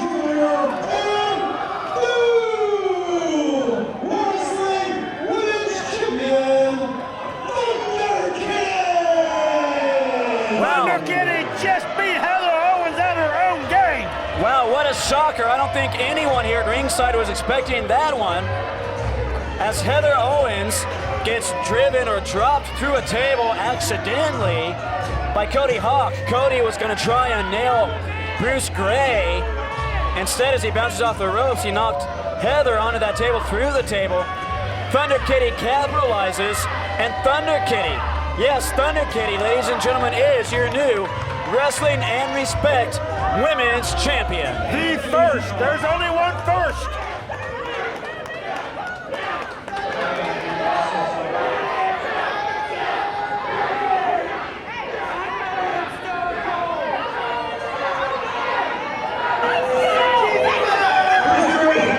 The better part of 2 years, you've been a giant pain in my ass.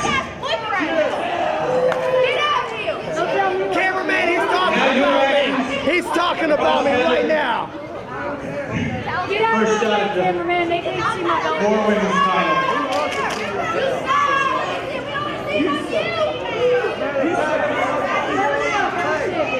Hey,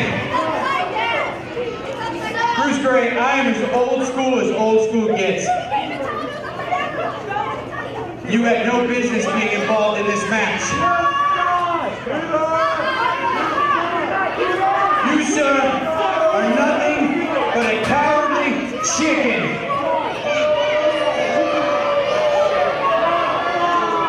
Next month, February 4th, right here, Cody Hawk is challenging you for one last match. You and me, one-on-one, in an old school tar and feather match. A tar and And when feather you match? leave that night covered in feathers, this entire building will be chanting chicken. Well, Cody Hawk just challenges Bruce Gray to an old school tar and feather match. The question now is whether or not Bruce Gray will be brave enough to accept that challenge. If he does, things could be very interesting in the month of February at War 14. You're gonna be Darty Feather, you freaking hawk! You're a damn bird!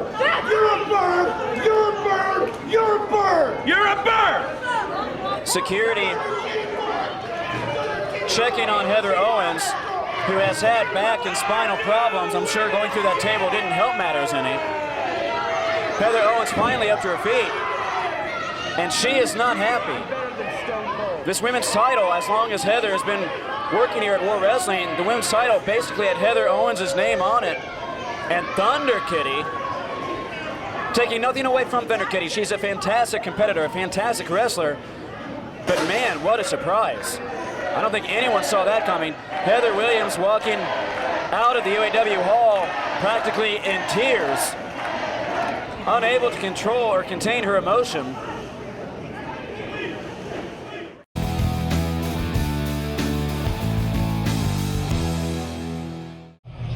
I'll be all right, thank you. He's a big guy. He's a big guy.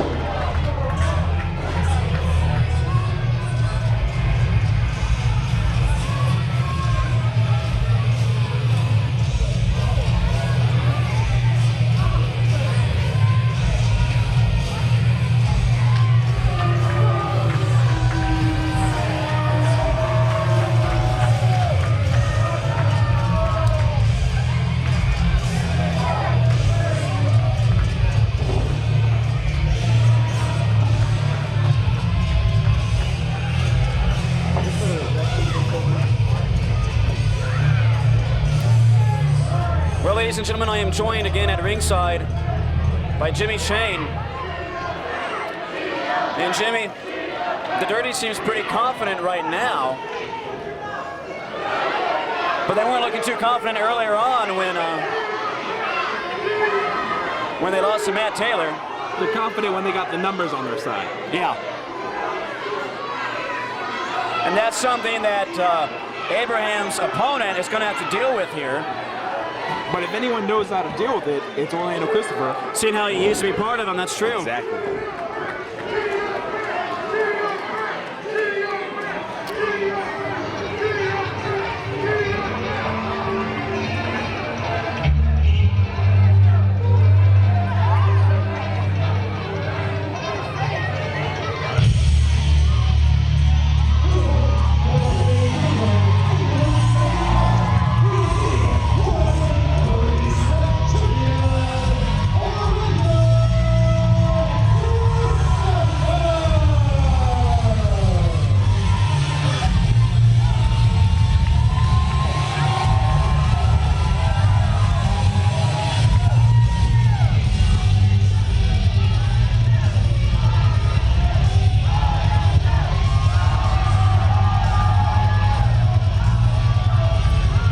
Ladies and gentlemen, there is your War Wrestling Respect Champion, Orlando Christopher.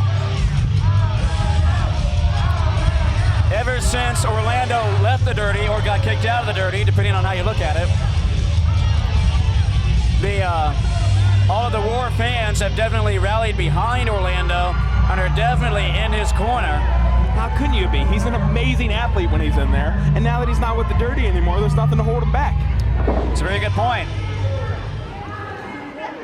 Although there are some, especially Ripper Blackheart, who might argue that without the Dirty, there's nothing to push him forward. So he won the Respect belt without the Dirty, didn't he? That's true. That's a very good point. I wish I could sit down and have a debate with Ripper Blackheart. Trust me. And speaking of Dirty, Idris Abraham, the bell did officially ring, so I'll give Abraham that, but he attacks Orlando Christopher from behind, clubbing him down, now stomping a mud hole in him in the corner. He might have made Christopher mad, though. Christopher back up, runs over him with a clothesline. Atomic drop, that'll send his stomach up to his throat. Off the ropes, ducks the clothesline, swinging neck breaker. Abraham is down, going for an early pin. It's Christopher. Abraham kicks out after one. Drives Abraham face first into the turnbuckle. Orlando mounts him. Let's see if we get 10 punches here.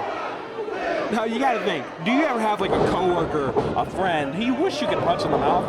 Orlando's getting that opportunity right now. That's a very good point, my man. And he just got to punch him in the mouth again. Abraham hanging precariously off that top rope on the edge of the ring. Here comes Christopher going for a power bomb if he can get it. There's Ripper with a chair. Wait a minute, no. Cortez couldn't see it because Abe had him. That's right.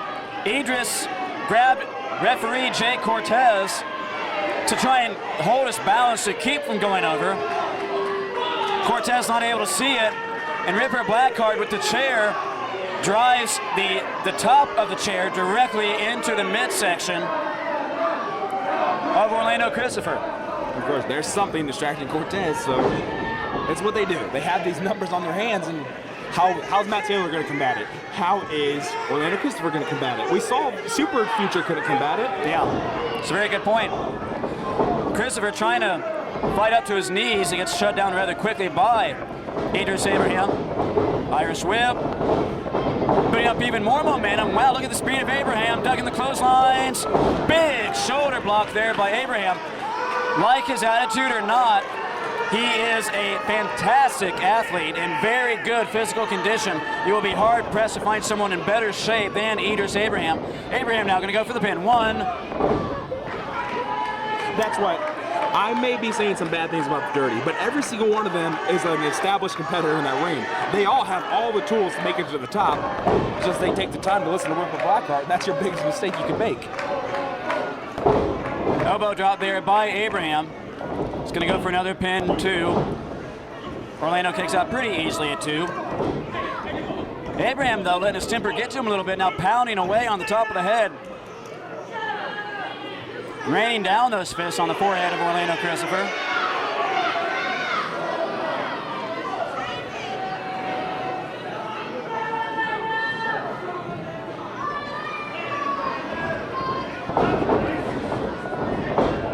Abraham whips him into the ropes, off the ropes. Oh, wow. Look at that. Nice spin around into a roll-up. 1, 2.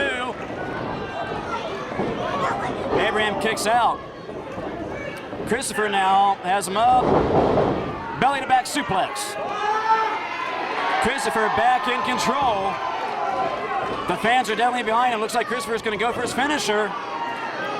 Looks like he's going to go for the cloverleaf. Ripper Blackheart. There's Ripper Blackheart getting on the edge of the ring, providing a distraction. And again, it's a numbers game. Abraham with the chair. Come on, Cortez, look. And again, another chair shot to the stomach of Orlando Christopher. He might have a floating rib injury after 2 chair shots straight to the stomach. Abraham almost just stole the respect title in a very unrespectful manner. Kudos to Christopher being able to kick out of that. I don't know if I could have. Yeah, that's a very good point. That shows the intestinal fortitude there of Christopher to kick out after a second chair shot to the gut. Forearm to the chest, Christopher goes down. Every champion wants to retain the title, but you got to think, if he can retain it over a member of the Dirty, it's just that much sweeter for him. So that's got to be what's driving him right now. That's a very good point. Besides the fact that he's wanting to retain the title, kind of a pride thing is what you're saying when you know you can beat multiple people in a way. Sugar, sprinkles on top, you know what I'm saying? There we go, I like it. Looks like a chinlock being applied by Abraham onto Christopher. Christopher trying to stay awake. Abraham, though, using that big, he might not be the tallest guy in the world, but he's got pretty big arms. Abraham using that bicep to try and cut the blood flow, the blood supply off to the brain. Christopher could be going out here. Abraham has him what's called, I believe, no man's land in wrestling, right in the middle of the ring. Yeah, that's not where you want to be right now when you're in a hold like that. No, Christopher could be ready to win the championship. That's 2. Could the respect title be getting ready to change hands? No, Christopher's still with it. Christopher trying to fight out of this chin lock, trying to get the fans behind him. 2 elbows, make it a trio. But Idris with a elbow of his own that stops Christopher's momentum. A chop to the chest. Abraham now off the ropes. Christopher meets him with a running elbow, but now they know each other so well. They do. They were Dirty together. That's right. Back and forth. Nice leaping elbow there by Christopher. Oh, wow. Big running elbow there from Abraham. Sends Christopher down. Here comes Idris Abraham with a fantastic running drop kick. Here comes Abraham again. Went to the well one too many times, though. Christopher able to get up. and gave him a clothesline as Abraham ran himself into that clothesline, basically. Part of what I keep saying, knowing him, he knew that Abraham was going to come at him, and he got him with a good clothesline. That's right. The referee now administering the 10 count. And of course, Jimmy, you know this, by being a champion, you don't necessarily have to win the match yourself. No, you don't. But, like I keep saying, I think Orlando wants to. He wants to beat members of the Dirty. Yeah. He wants to put them out. That's right. Abraham, though, he would have to be the one to try and beat Christopher to get the title. 2 German suplexes, though, from Christopher. He's going to try and go for a third. If he can get the hat trick, he cannot. Abraham elbows his way out of it, stuns Christopher. Abraham off the ropes. Nice suplex there. Guess he got the third. In a roundabout way, yeah, you're right. Good point. Here comes Christopher. Abraham out of the way. Christopher hard into that top turnbuckle. Goes for a belly to back. Christopher rolls out. Christopher now. Oh, look at that. Gets him over. 1, 2, 3. 2. Referee signals 2. You got to give it to Aegis for being able to kick out of that. That was an impressive maneuver. It was a very impressive maneuver there from Orlando Christopher. Christopher is known for his fighting. He can be a tough individual.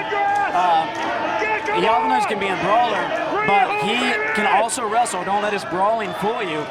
He knows what to do there in that ring. Jake something, whispering something, and possibly trying to cheer on Idris Abraham. Rear waist lock applied by Christopher. Abraham reverses. Off the ropes comes Christopher. Ducks a clothesline, roaring elbow, and that connects. You can hear that ricochet throughout the hall. Abraham now off the ropes, running drop kick to the side of the head. This could be his chance to win the Respect title. 1, 2. But Christopher kicks out. Man, I tell you, Jimmy, this match has been back and forth. I'm still trying to process all of what's happened right there. Man, these guys. They are putting on one heck of a show. That is for sure. But it's not a show at this point, it's a fight. Just about off the ropes, ducks down the outside, goes Christopher. Abraham with a head of steam, suicide dive, connects. And that does generate some applause, as it should. Again, whether you like Abraham or not, he's a phenomenal athlete. He's cocky, that's for sure. You can't dispute that. And I would argue that 20 pounds of his weight is all in his hair. You might be right on that one. Nonetheless, though, he's in control. Oh, wow, look at that. That shows how bad Christopher wants it. He delivers a baseball slide drop kick. Christopher now. That's right. He wants to fly too. Over the top. Man, that looked like a rough landing, Jimmy. But Christopher's back got up. enough of it. Yeah, he got enough of it. That's why they call it high risk. I think Christopher might have gotten as much of the floor as he did of Abraham. Nonetheless, though, he's back up. He's now trying to poke Abraham up, who gets a shot to the midsection.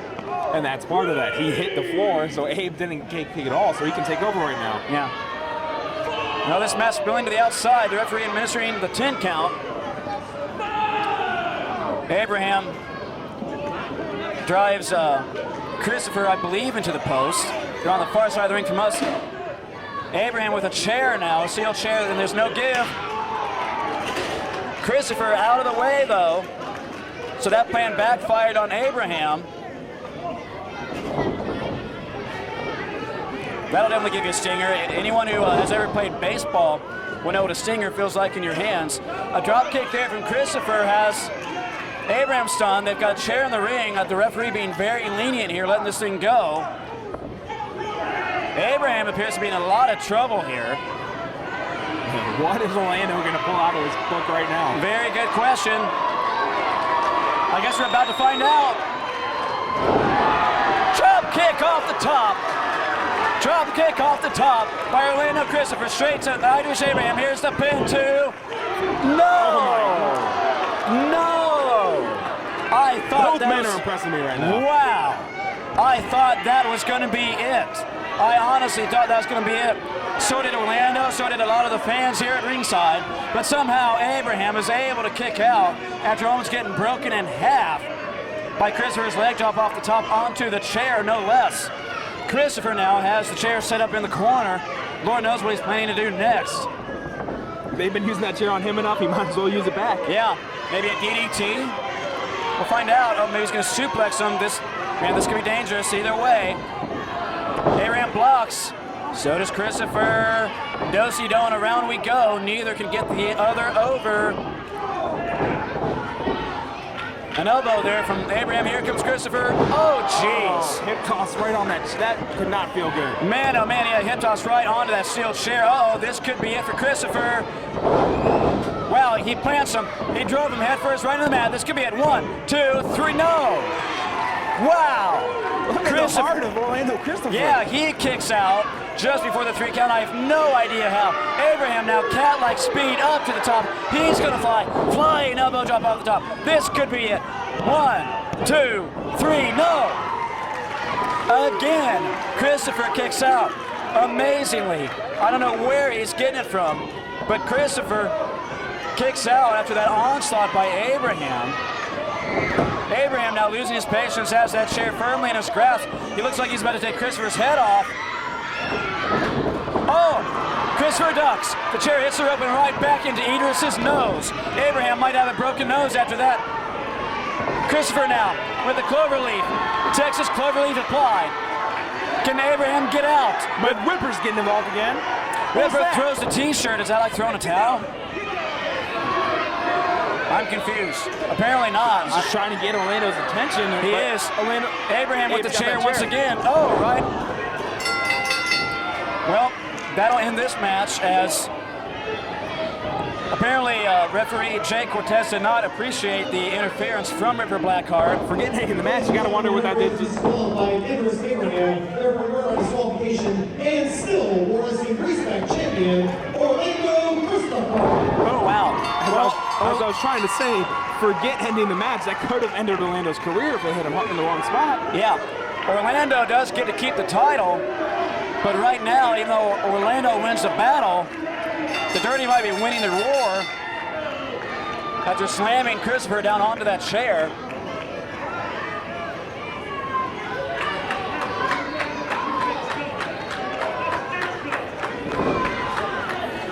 And right now, Jake Something doing a little bit of trash talking, something he's become very good at. Idris Abraham with a very sly and sadistic grin on his face, acting like the winner.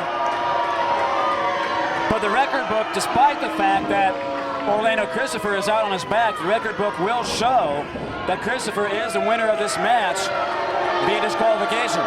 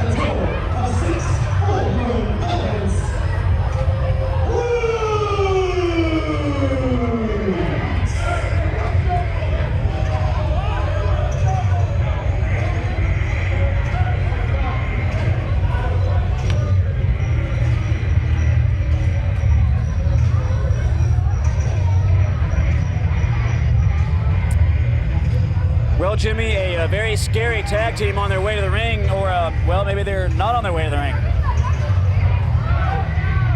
I wonder if they're maybe trying to plan a sneak attack here. They're staying on the wings of the entrance. But Bad Company's not two guys you want to try and sneak attack. Maybe yes, maybe no. Bad Company is such a tough team, though, that maybe a sneak attack they might feel is their only way. I don't know. It'll be very interesting, though. As the Roots music continues to play, they're patiently waiting for Bad Company's music, who now it finally cues. This could be very bad for Bad Company. Could be very good for Roots.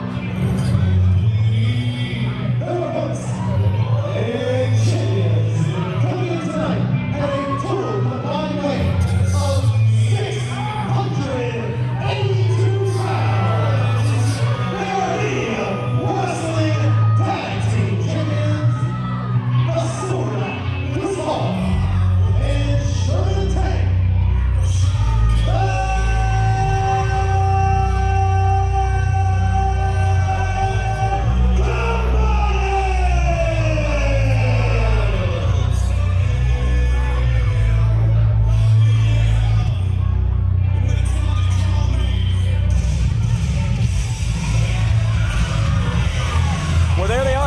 somebody appears through the curtain, and unfortunately for them, what we saw coming, that's what's taking place.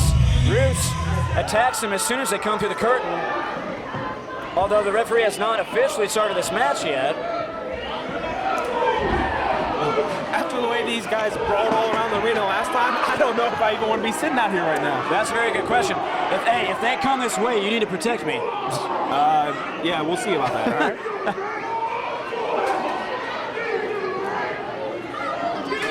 It would be a lot, well, that would work a lot better than me trying to protect you. Let's put it that way.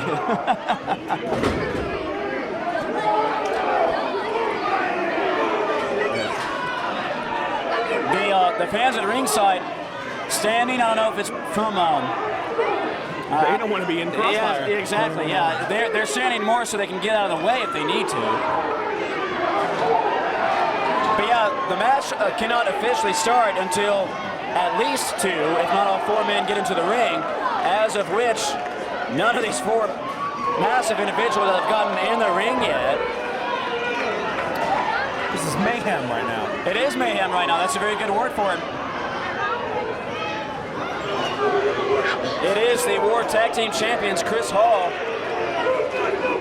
and Sherman Tank. Chris Hall, I think, just used a pop can to nail Papa Dingo in the pop head. can over his head. I like it. He crushed the crush. I like it. Papa Dingo now fighting back.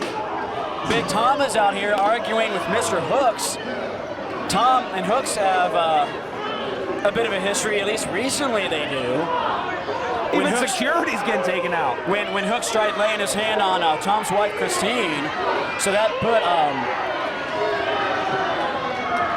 Hooks on Tom's naughty list, to keep my language clean.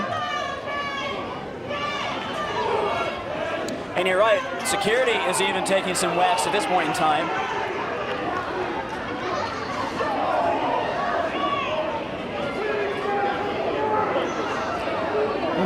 Board management needs to get a hang on this situation right now. Well, the referee assigned to this match to Joe Copez, but again, he can't really officially do anything because the match hasn't officially started yet. This is just dangerous. What about building insurance? This has got to be a problem. They're not going to find it back there. Ring announcer Nick Hahn is over here hiding. For some weird reason, to Nick's credit, Papa Dingo has always had a weird fascination with Nick. I'm not sure why.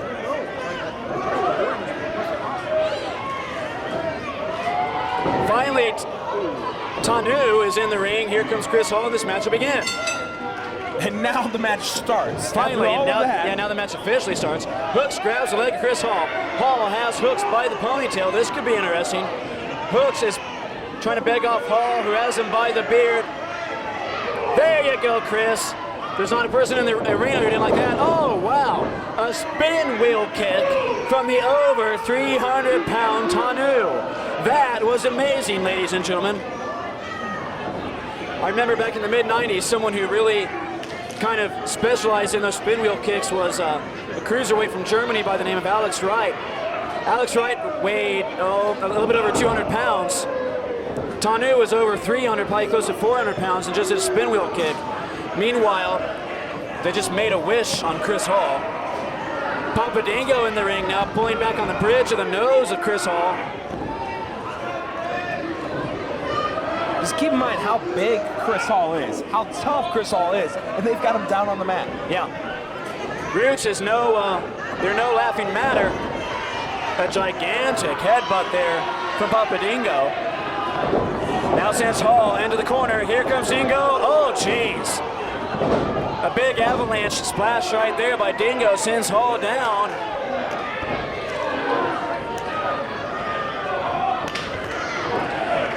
Dingo, feeling confident, tags in Tanu.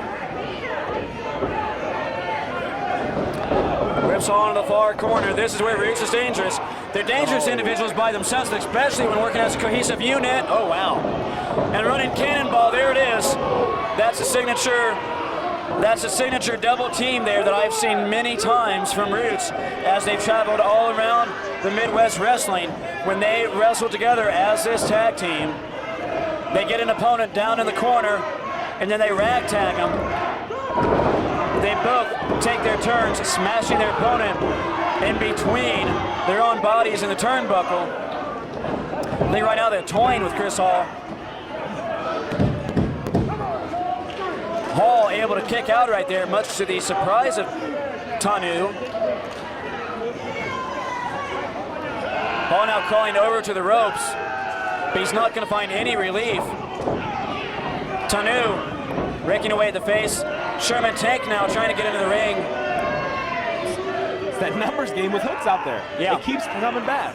Dingo now choking Hall on that middle rope. And yeah, the referee needs to, I don't envy his position because obviously he's trying to control these four massive individuals. I would not want to, all of them are just, I mean, humongous athletes. I would not want to get in the way or make mad any of these four.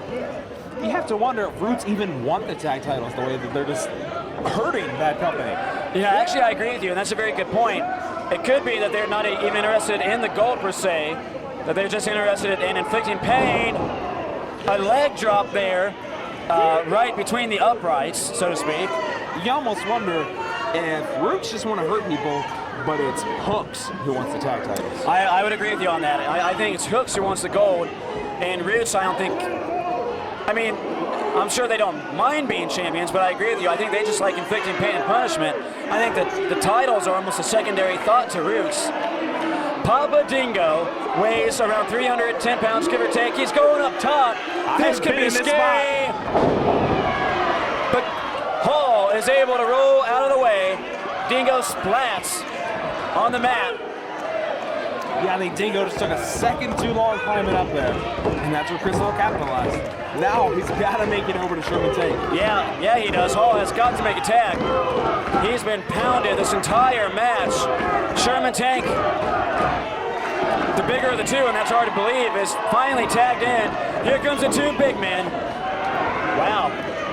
Both of them running into each other, neither having much effect. There we go. Tank finally with a clothesline sends Tanu down. Dingo's back up to his feet. Here he comes. Hall is back up. Wow. A spine buster type maneuver sends Dingo down. Bad Company in control of this match for the first time, well, since the match officially began, I'll put it that way. They have Tanu in the corner now. Tank Irish whips Tanu in a hole. Double axe handle straight to the heart. Oh, here comes that big elbow. I've taken this. I know what's coming right now. This does not look pretty. I imagine it doesn't feel good. Oh, jeez. Sherman Tank, the big elbow. 2, 3, that's it.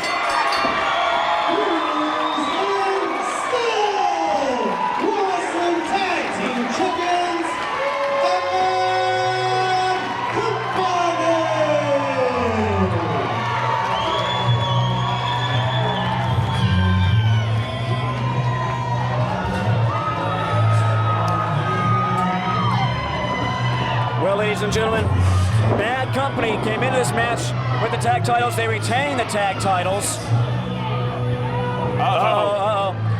Hooks was trying to cause some mayhem. That might be a bad idea by Hooks.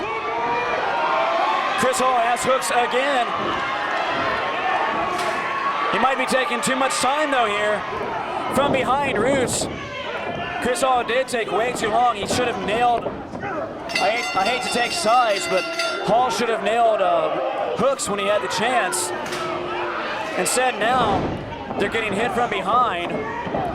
Even Tom Williams, the boss man around here, he was even laid out. Tom was in the ring celebrating with Bad Company, and even he got laid out.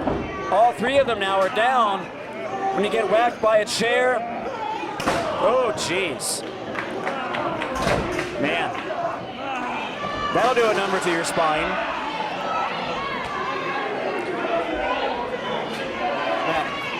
I'm speechless right now, I gotta be honest. Tank is one of the guys who got me into this business. To see him down and hurt like that. Yeah, it takes a lot to hurt a big man like Tank, but Roots has successfully done it. They might not have won the War Tag Team title, but they've been successful in hurting their opponents, that's for sure. As there's carnage in the ring right now. Do they got Big Tom? They do. That's Tom down in the middle of the ring there.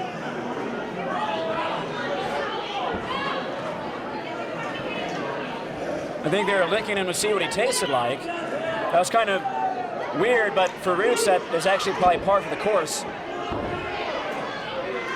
They might have even marked their territory by putting some face paint on Tom. Well, Roots and their manager, Mr. Hooks, leave without the titles, but leave somewhat victoriously, nonetheless.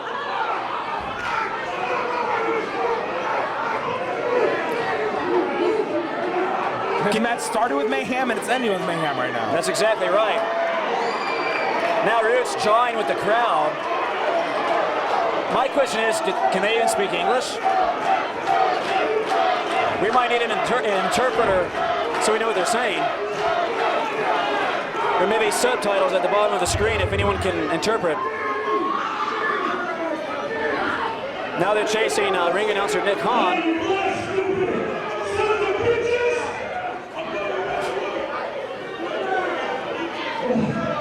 Chris Hall with the microphone.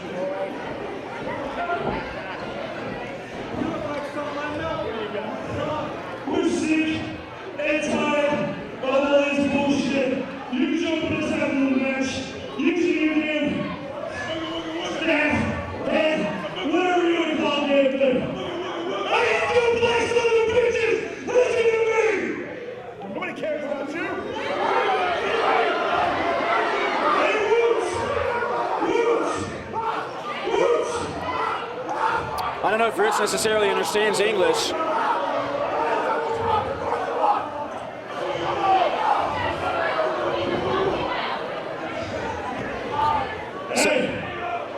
Some drama at ringside. You want to go after these fans? Perfect! You want to keep jumping us in the ring, month in and month out? I'm sure the fans are tired of it. I'm tired of it. Tom's tired of it.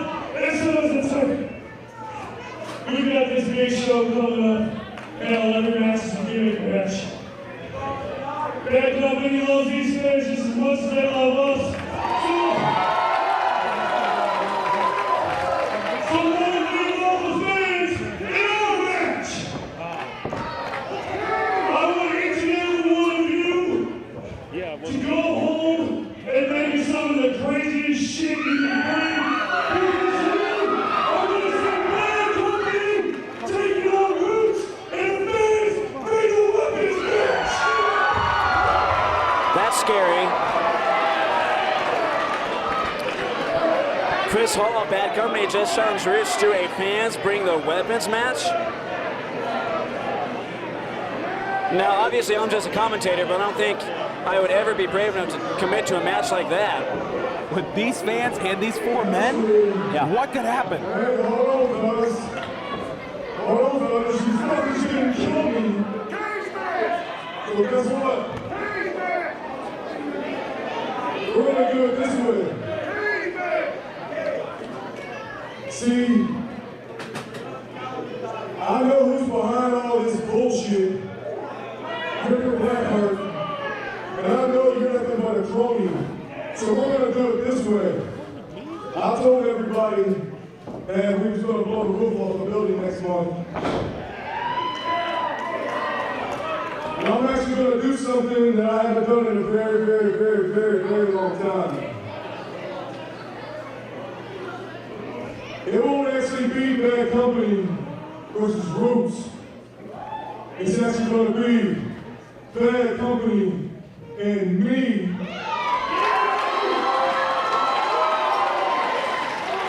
Versus you three assholes that the fans bring the weapons match.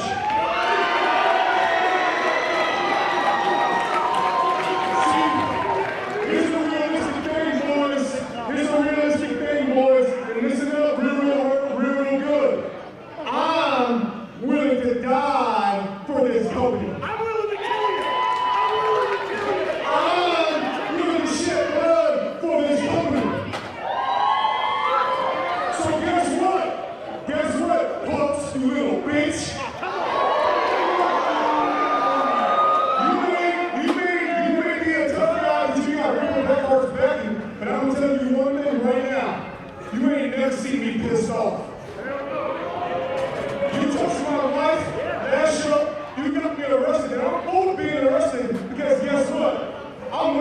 Casey, kick your fucking ass.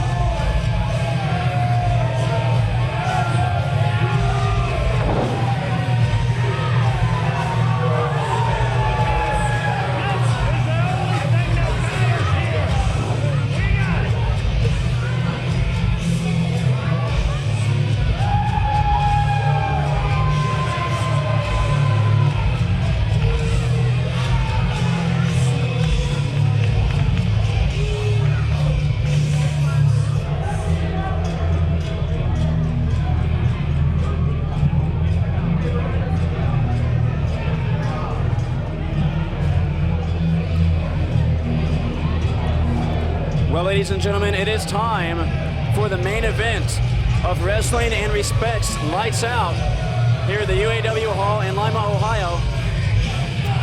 In the ring right now is the War Wrestling Champion, Jake Something, escorted to the ring by his manager, Ripper Blackheart. And his challenger for the War title will be coming down to the ring momentarily.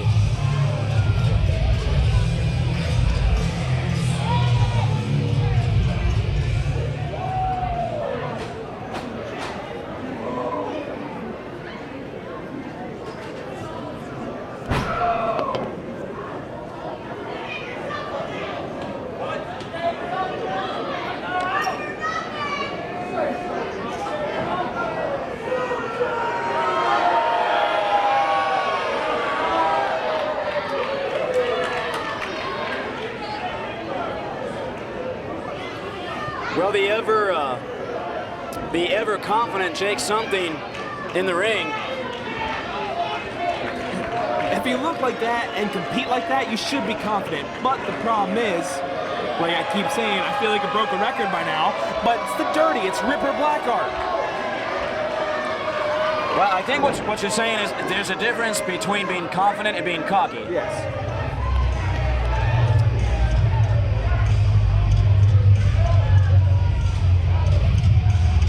Well, Jake Something looked like he had something to say, but fortunately, before he could start opening his mouth, Matt Taylor's music cues.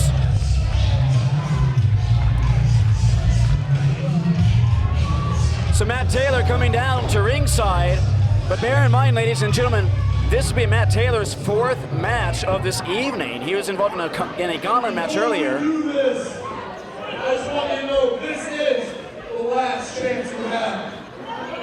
I am the longest reigning war champion of all time.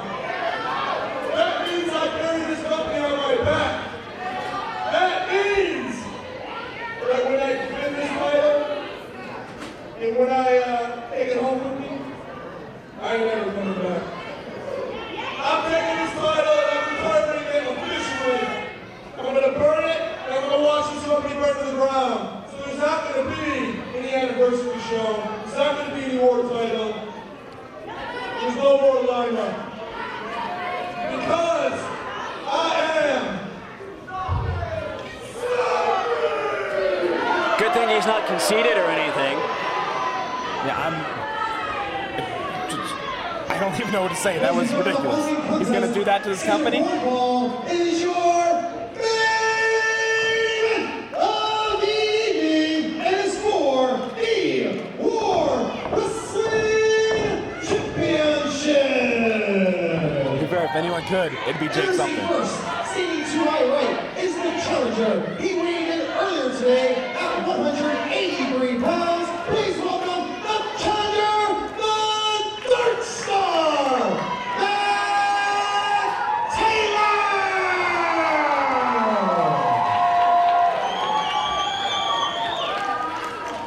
The champion stands to my left and is managed by Ripper Blackheart.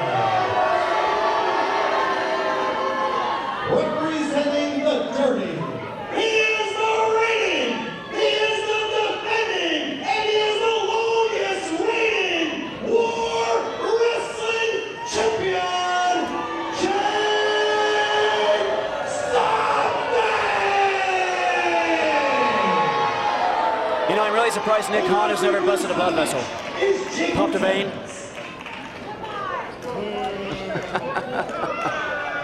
He's good though. Nick Khan is good at what he does.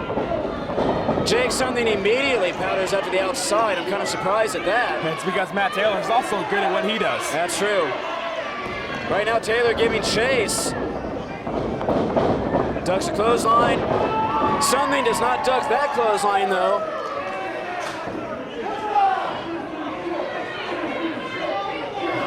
I give all the credit, all the props in the world to Matt Taylor. Again, he had to survive a gauntlet match earlier on tonight. He had to beat Brandon Day, Ron Mathis, and the tag team of Super Future. What? And now, yeah, Taylor, wait, here's the Dirty. Well, that's going to end this match pretty quickly. This is what Jake is saying is Taylor's last chance? This? Yeah, doesn't quite seem right, does it?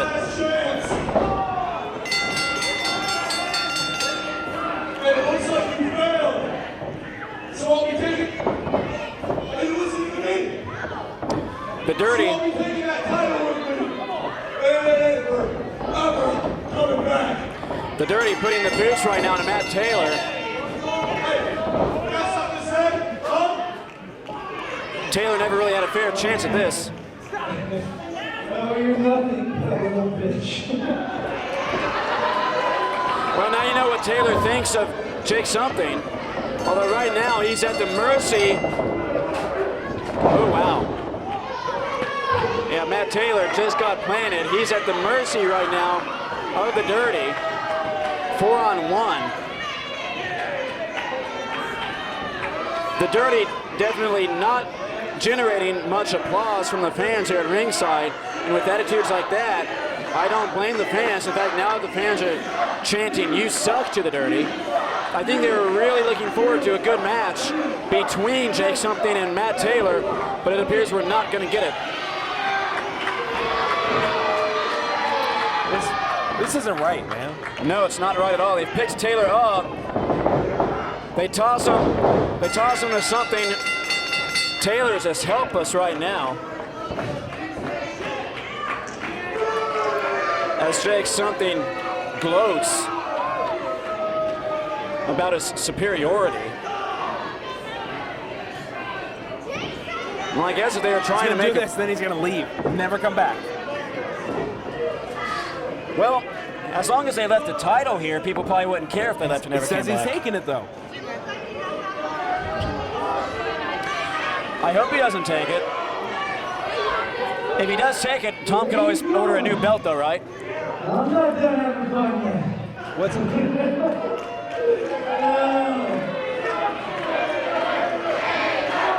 This is what's enough, Matt? I've never seen someone so big be so pretty.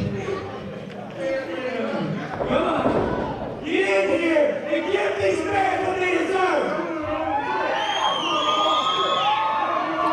trying to call out Jake something. Jake does not look like he wants any of Taylor. Even though Taylor looks like he would be easy pickings right now. I need is one more shot. I want one more shot. Or do you have no balls in those drum sequels? Matt Taylor questioning Jake something's manhood, and that might have worked. Is it possible that Dark Star just goaded Jake something into coming back in and actually competing? Something is back in the ring. Could Matt Taylor be getting his wish? Now he just got sucker punched. I don't know if that was quite his wish or not. Something has him by the throat. Oh, wow. Monster choke slam there by Jake something.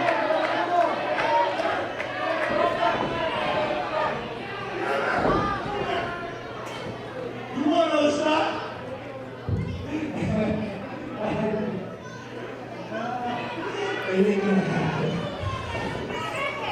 You know, Jimmy, I know you're friends with Matt Taylor. I'm friends with Matt Taylor.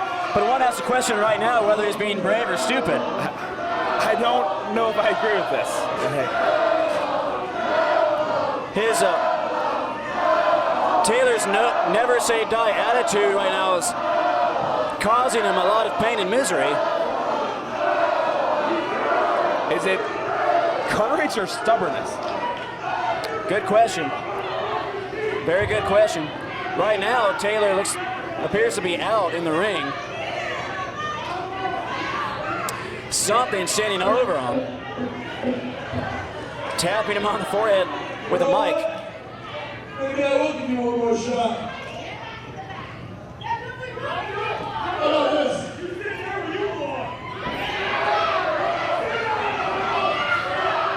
How about this? How about at the anniversary show, you get your last shot? You get your last shot. And if and when I win, I will. Right, pussy. I want you to sit down.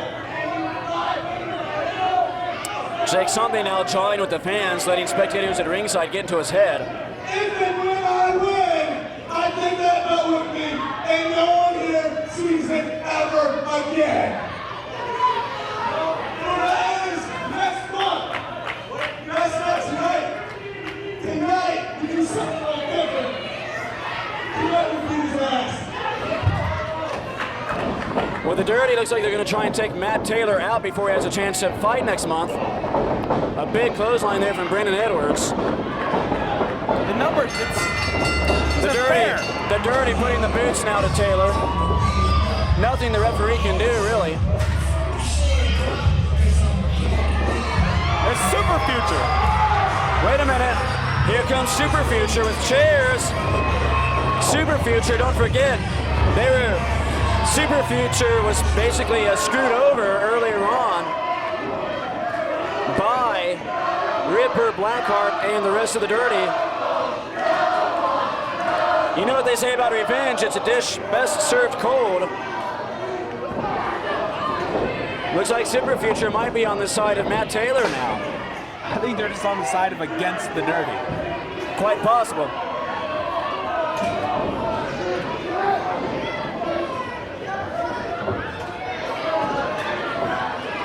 Even though there's definitely more members of the Dirty at ringside, Super Future has the chairs. Oh, yeah, Ripper, Jake, the rest of them hold the rolling bill.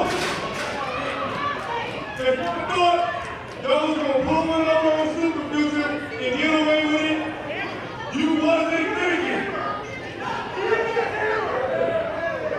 Matt Taylor's got the ring bell hammer. There's a new owner of More Wrestling.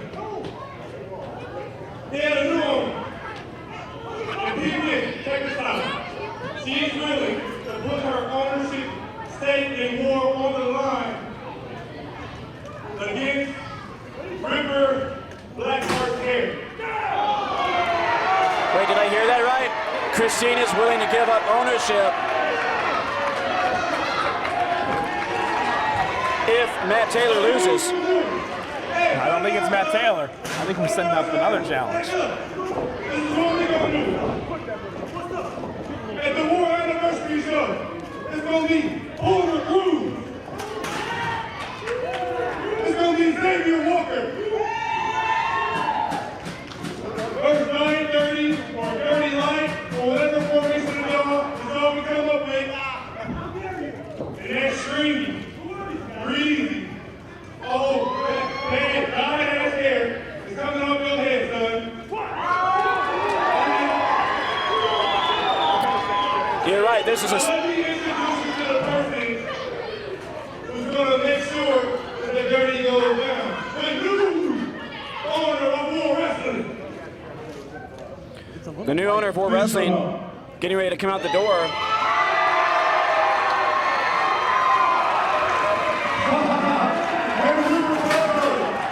Hey, listen.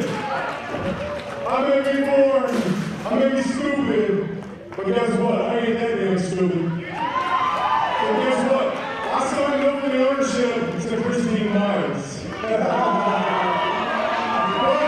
we're gonna do it one step better, baby. Listen, hey, something. Did you say you wanted to be in something match or anything? Matt Taylor, did you say you wanted to be in a certain match right now? I did. You see, we had a feeling something like this would happen. Absolutely. So we already had a talk. Don't go too close to this. This all ends next month at War 14. You and me in this ring inside of the steel cage.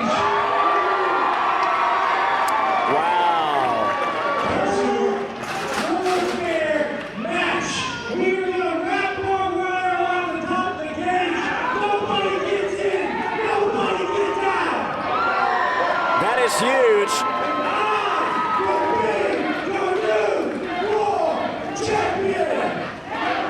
That's how you take care of the dirty. Super Fusion. Hey, listen. Welcome to our side. Hey, remember, guess what? If they shake your head, they're gonna be $10,000 richer too. Guess what, boys? By hook or by crook, you're gonna lose your title. And remember, you will no longer be a fat out-shaped Steven Seagal. Actually, hey, That was good. What you want to look like, Ripper, is a penis with ears.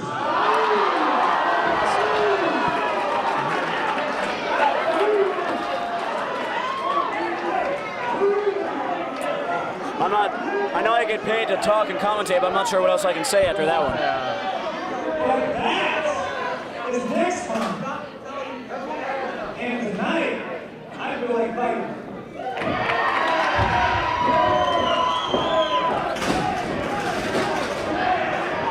Matt Taylor, Super Future, coming out to the outside, and we're going to have a fight.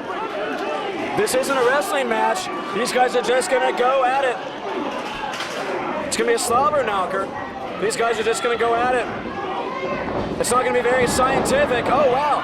Matt Taylor whacks Jake something right in that six-pack with a chair. Super kicks him right in the face. Taylor measures, making two of them. Something goes down. Something is out.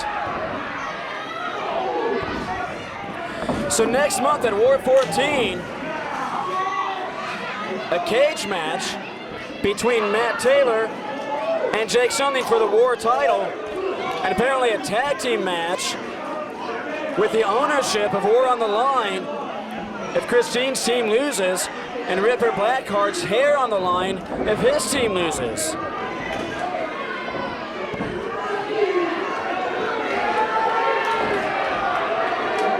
Matt Taylor, meanwhile, going up to the top. Jake Something has no idea where Taylor's at.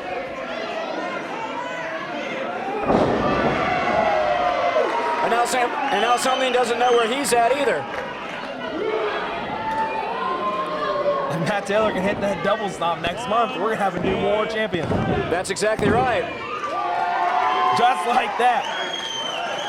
Matt Taylor counts his own pinfall there. It's not official.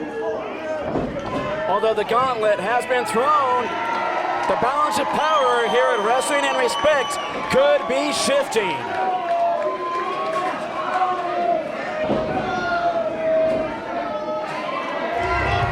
Has the power of Ripper Blackheart and the Dirty. Is the tide turning? Are the winds changing?